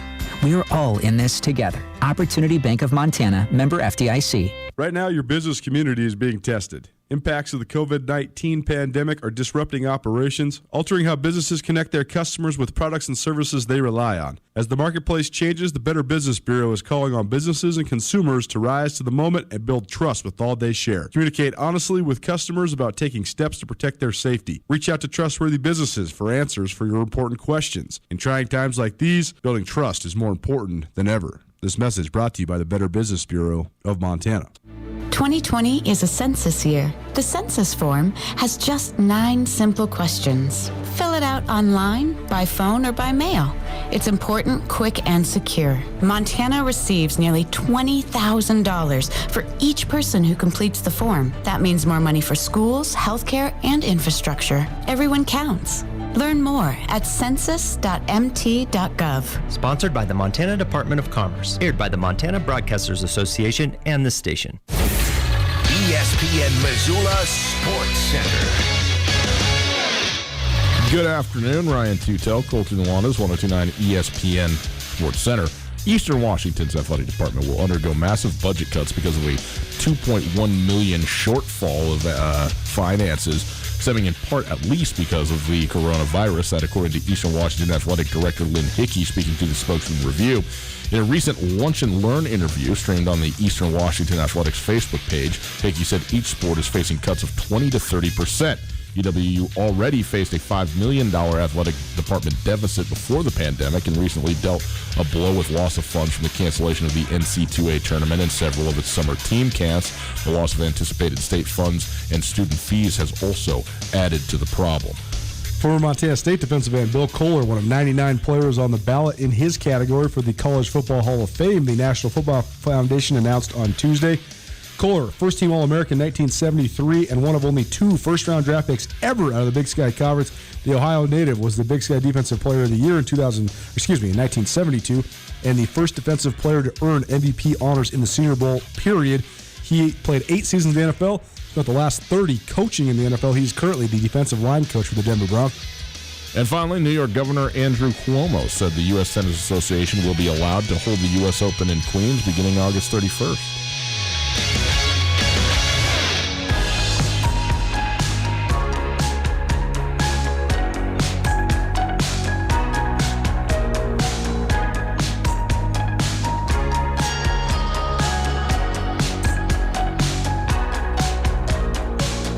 What's wrong? You've been asking, but I don't have an answer. How come I'm still still thinking, let's pretend to fall asleep. This is where people's short memories benefit the lunatics. It's Tootell and Nuanez, 102.9 ESPN Radio, SWX Montana Television. At Gus Tootell, that's me. That's Skyline Sports MT over here for all your up-to-the-moment Big Sky Conference sports news. And at 102.9 ESPN on Twitter. Follow along as you would like to. Coulter, Major League Baseball is giving us less hope by the day. Oh, I had no hope once I read the Max Scherzer statement. Okay. For the rest of us, there's still hope remaining. In fact, I'll ask you this in a minute, okay?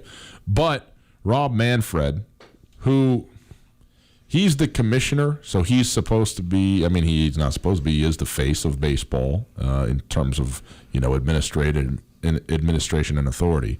But also, he is on a side of this. And when you talk about the owners versus the players and the negotiations going on between Major League Baseball and the Major League Baseball Players Association, Rob Manfred is with the owners. He is employed by the owners. So what he says is, in theory, supposed to be for baseball in total, and he speaks for baseball in total, but in a negotiation settlement, he is...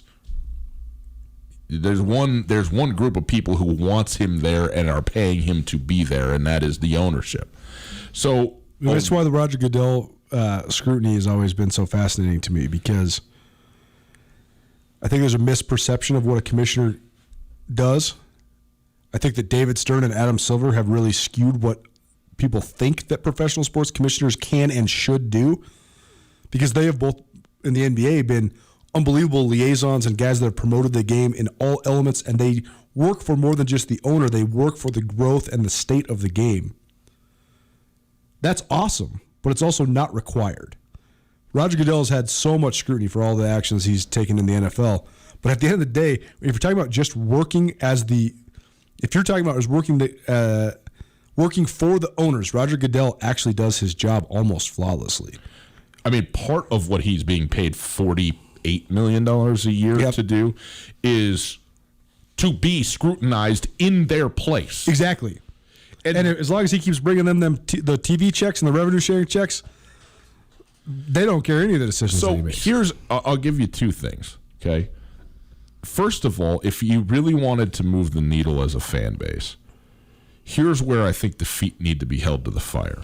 We see the players, okay, say what they say. And by the way, the two most prominent players in the league, Mike Trout and Bryce Harper, both today, Trout was retweeting a statement from the Players Association representative Clark, okay? And then that was retweeted by Bryce Harper, and it said the exact same line. Tell us when and where. That's it. Tell us when and where, a.k.a. we'll be there. Stop with all of this. We're ready to play. Tell us when and where. That's $750 million talking between those two. And the only two relevant players in the game today. Is it? Yeah, maybe. That's the saddest part, right? No, it is not. I don't even agree with your premise. But in any case, here's where you want to hold the feet to the fire. In football, if I asked you to name every NFL owner you could rattle off a list of a handful, 8, 10, maybe more. Yep. Basketball, same thing. Yep. The only baseball owner that I can come up with the top of my head is Thomas Ricketts, who owns the Cubs, my Cubs. Mm-hmm. They are as faceless and anonymous a group of billionaires running the show as you're ever going to find. And you know why people? I've tried to figure out why are people holding the players accountable? You know why? Because they know who the players are. Right. If they would go through the pomp and circumstance of taking to things like social media and Twitter to put pressure on that group of people. What are you doing? What is a matter with you? Show us the numbers. Show us the tax forms, whatever it is, your revenue projections, and stop hiding behind the shroud and rolling Rob Manfred out there to answer every question. Now, is that going to happen? Is there enough passion and organization in Major League Baseball fans to actually bring the face of the owners to the fore, where they're the ones who have to deal with the scrutiny? Because you said before, and I agree with you, why are they taking this opportunity to perhaps ruin baseball for no good reason other than a few dollars, which they're going to lose anyway? Because they don't care. But you know what? They don't care. But you know what they would care? If they thought that they were the ones that were going to be on the hook for it. It's so true. Where if all of a sudden it wasn't Rob Manfred and whoever, the liaison for the Major League Baseball players is, that are the guys that are out there being on SportsCenter and everything else. But the losing of fans that aren't, we talk about this all the time, the regionalization of baseball. You and I might not know who the owner of the Seattle Mariners is, but the people that follow the Mariners that live in that metropolitan area certainly do. That's right. And they will hate that person. They will to an extent, but it's still not up to the level of a revolt in your own town around your own team is less than the national critique, I guess is what I'm saying. Sure, except for when you're not a nationally relevant sport. That's exactly right, because that critique isn't going to come because it's so pixelated and regionalized and everything else in Major League Baseball. I have a list of owners in front of me. This is actually fascinating. I actually know, I still don't know very many. Peter Angelos of the Baltimore Orioles. He's owned the Baltimore Orioles since Cal Ripken played for the Orioles. Jerry Reinsdorf still owns the Chicago White Sox. Larry Dolan still owns the Cleveland Indians. Those guys have all been around for a long time. Arturo Moreno, I remember when he bought the Angels and then changed them to the Los Angeles Angels. Hal Steinbrenner, you only know him because of who his father was. Yeah. And that's it. Those are the only owners that I know. So yeah. Five owners. The others, I have no idea who any of these people are. I know we want to be optimistic about this. I just think that these guys are such idiots, and I just think that it's. I told you when Blake Snell came out with his video saying, why would I want to play for these guys? These guys don't care if I even get coronavirus. That they've told me that we're going to just play through it. And then they start talking about the budget cuts, and they're just arguing so much. I have thought for weeks that it wasn't going to happen, and I think it's even more. I still believe that. I think that we have no baseball. What percentage chance that we do have baseball? What percentage chance? I think 0. If you think 0, then that seems like an estimation. I understand what you're doing is it's a binary selection. You're saying I don't think we're having baseball, therefore it's 0 because that would be no baseball. But saying you don't think there's baseball means that you think there's some chance that it could happen, right? I don't think there's any chance that we will have baseball.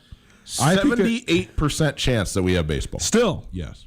And let me tell you why. I told you to lead this segment that the short-term memory of all of us, of the fans, is working to benefit these 30 anonymous people, these owners and so forth, because this is what will happen, I promise you. Mm-hmm.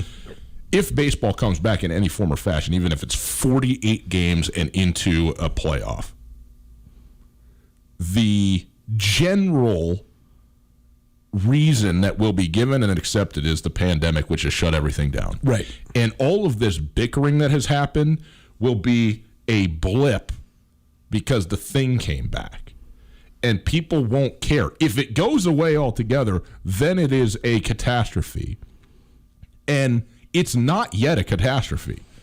It's the negotiations, you can call them disastrous. Maybe it's a bad harbinger for the future because they have to negotiate an actual CBA coming up in like a year. And that's the thing is I think that's the biggest domino here is I think if they do figure it out this summer, then that bodes at least sort of optimistically about being able to figure it out in the winter. If they don't figure it out this summer, I think that we're not going to have baseball this year or next year. No, you're wrong about that. And let me tell you why you're wrong about that. If the owners are being honest, which I don't have a huge... why would that happen now?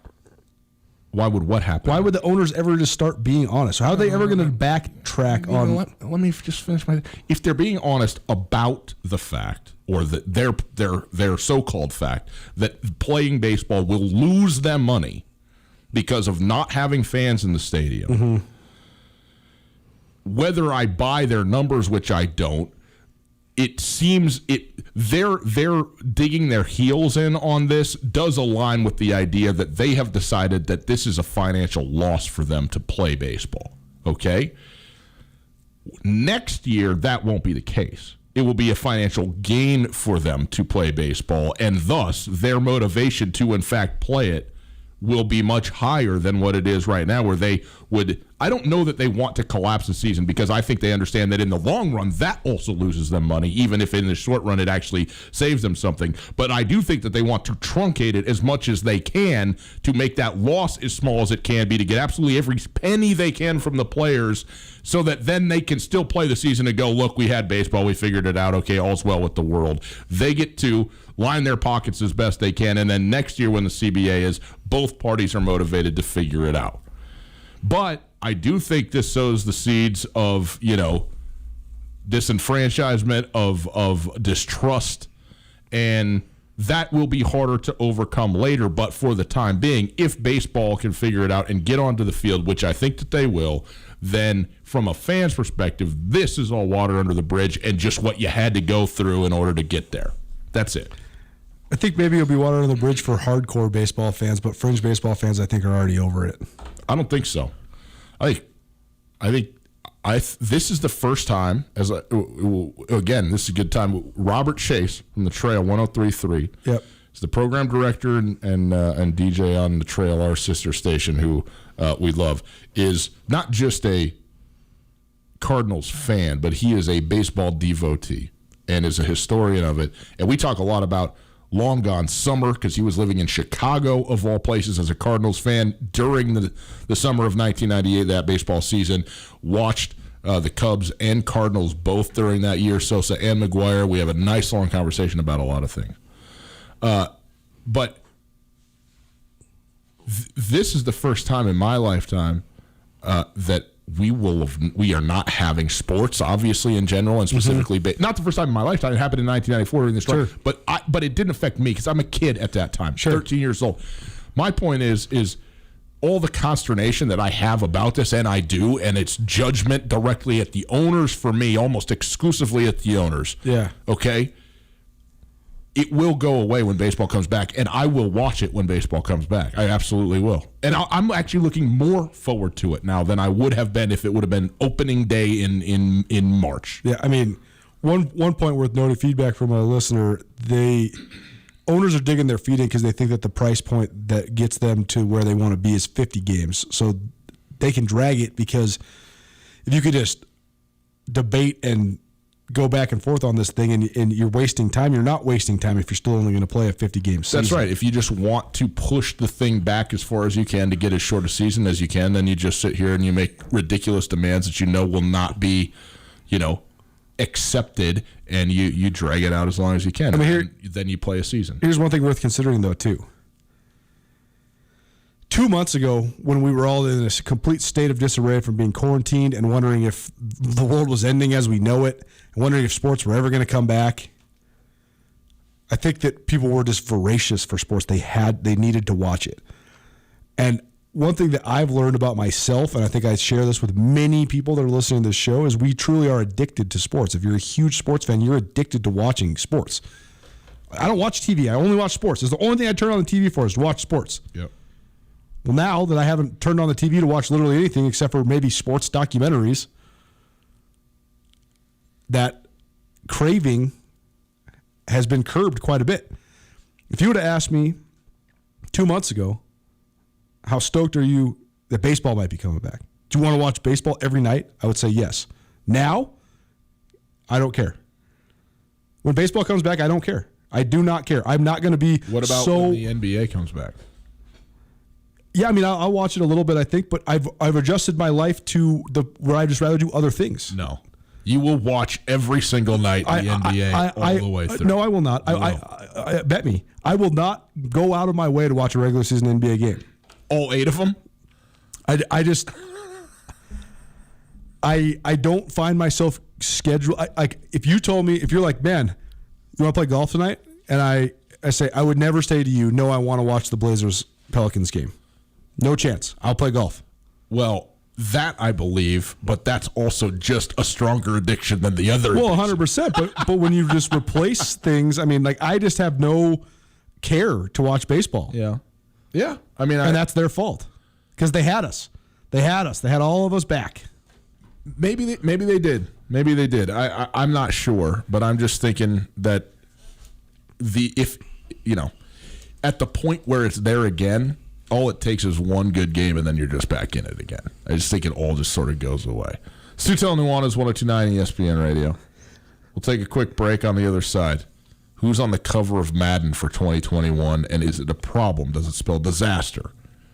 I'm not so sure. Coulter is certain of it. We'll get to that right after this. Coulter, there's a brand new tap house open on the corner of Higgins and South, right there where the original Hoagieville used to be.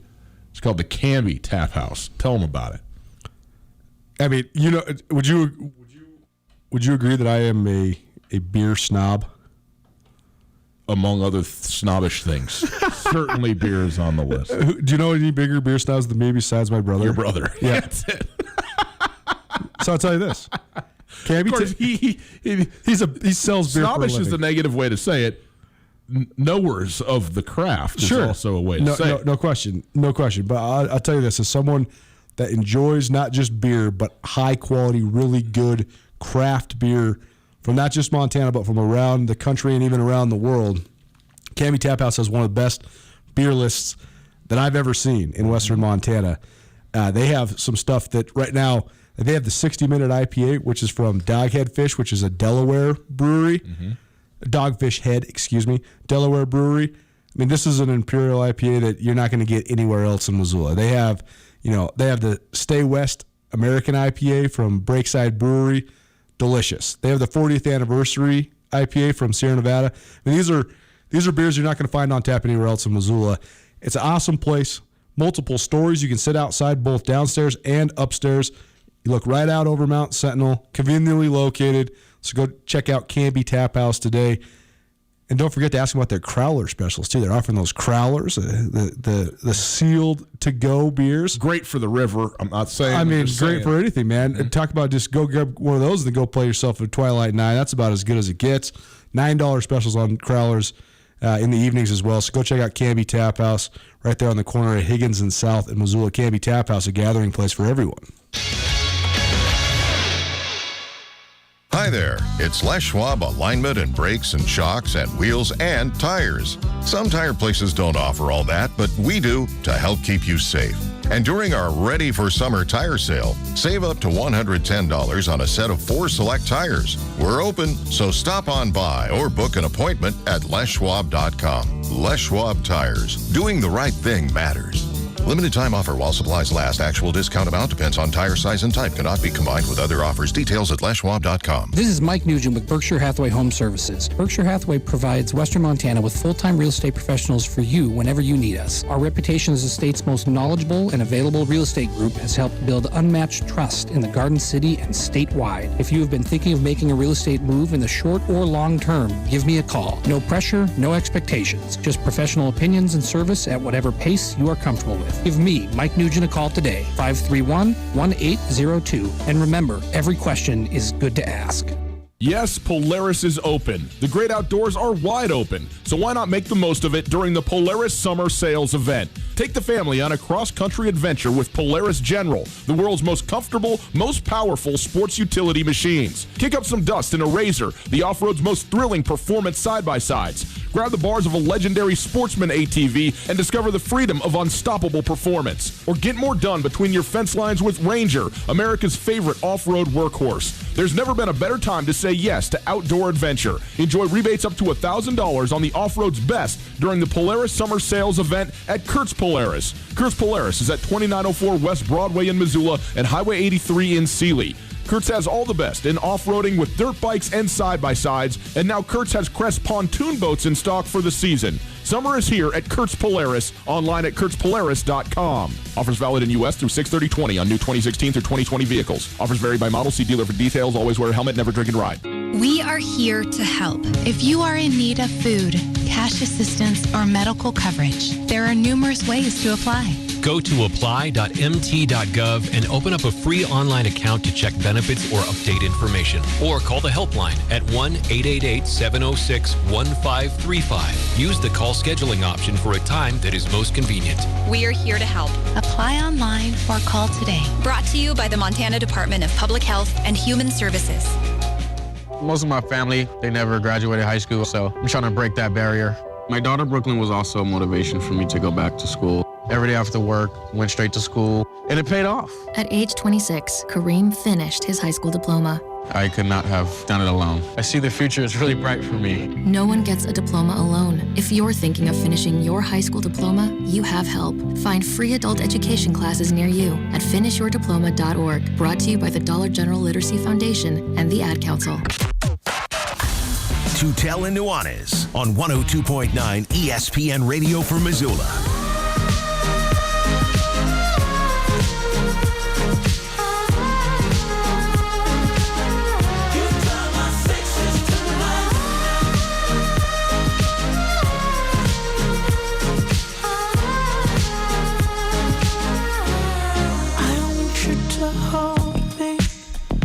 You just assume it's going to go bad because you already think that he's accident prone. That's what's going on. It's Tootell and Nuanez, 102.9 ESPN Radio, SWX Montana Television.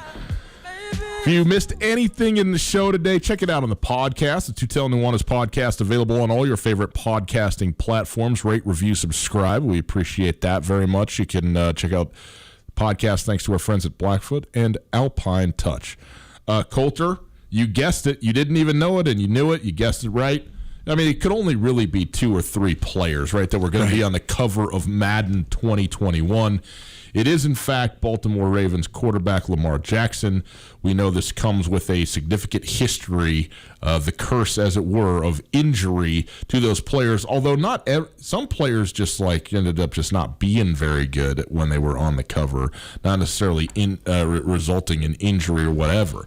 But Lamar Jackson being on the cover of this thing, I mean, people are just terrified that this kid is just not, he's going to run himself and get a hit, and that's going to be that. And the season's going to be over somewhere along the line as a result of something like this.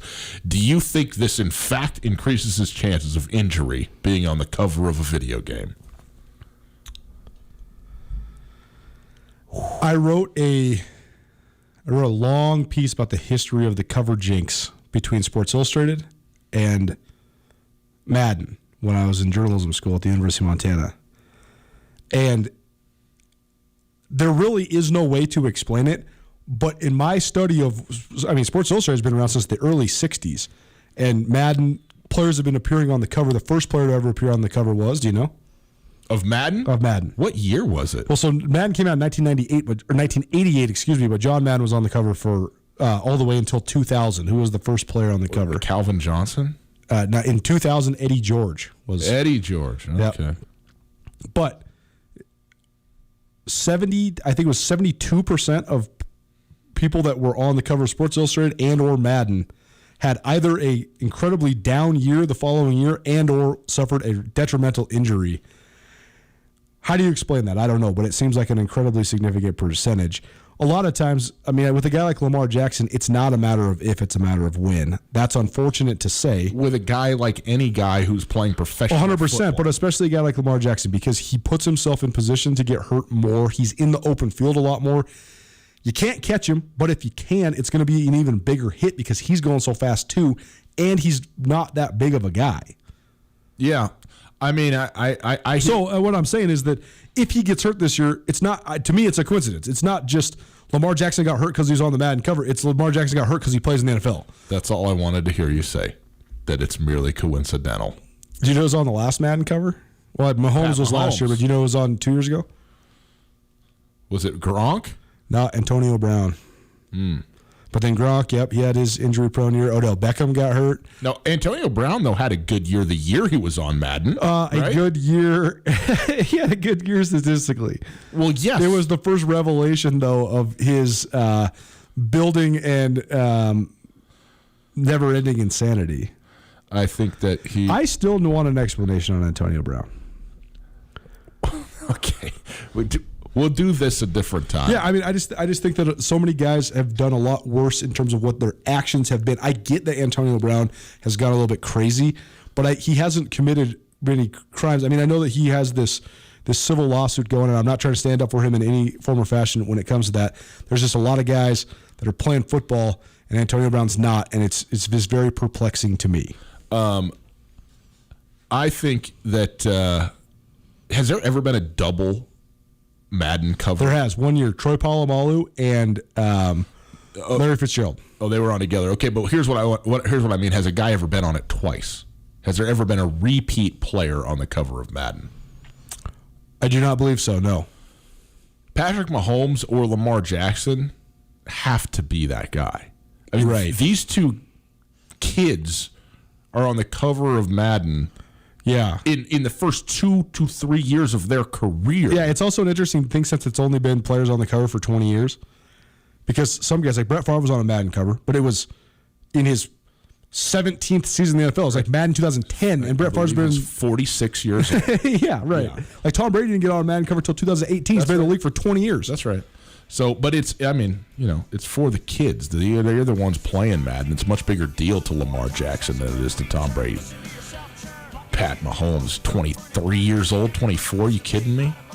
Boys and girls, thanks for being with us. We look forward to being back with you tomorrow. Robert Chase joining us on the ESPN Roundtable. Stick around for that, or be back with us for that tomorrow. We'll see you then on ESPN Radio.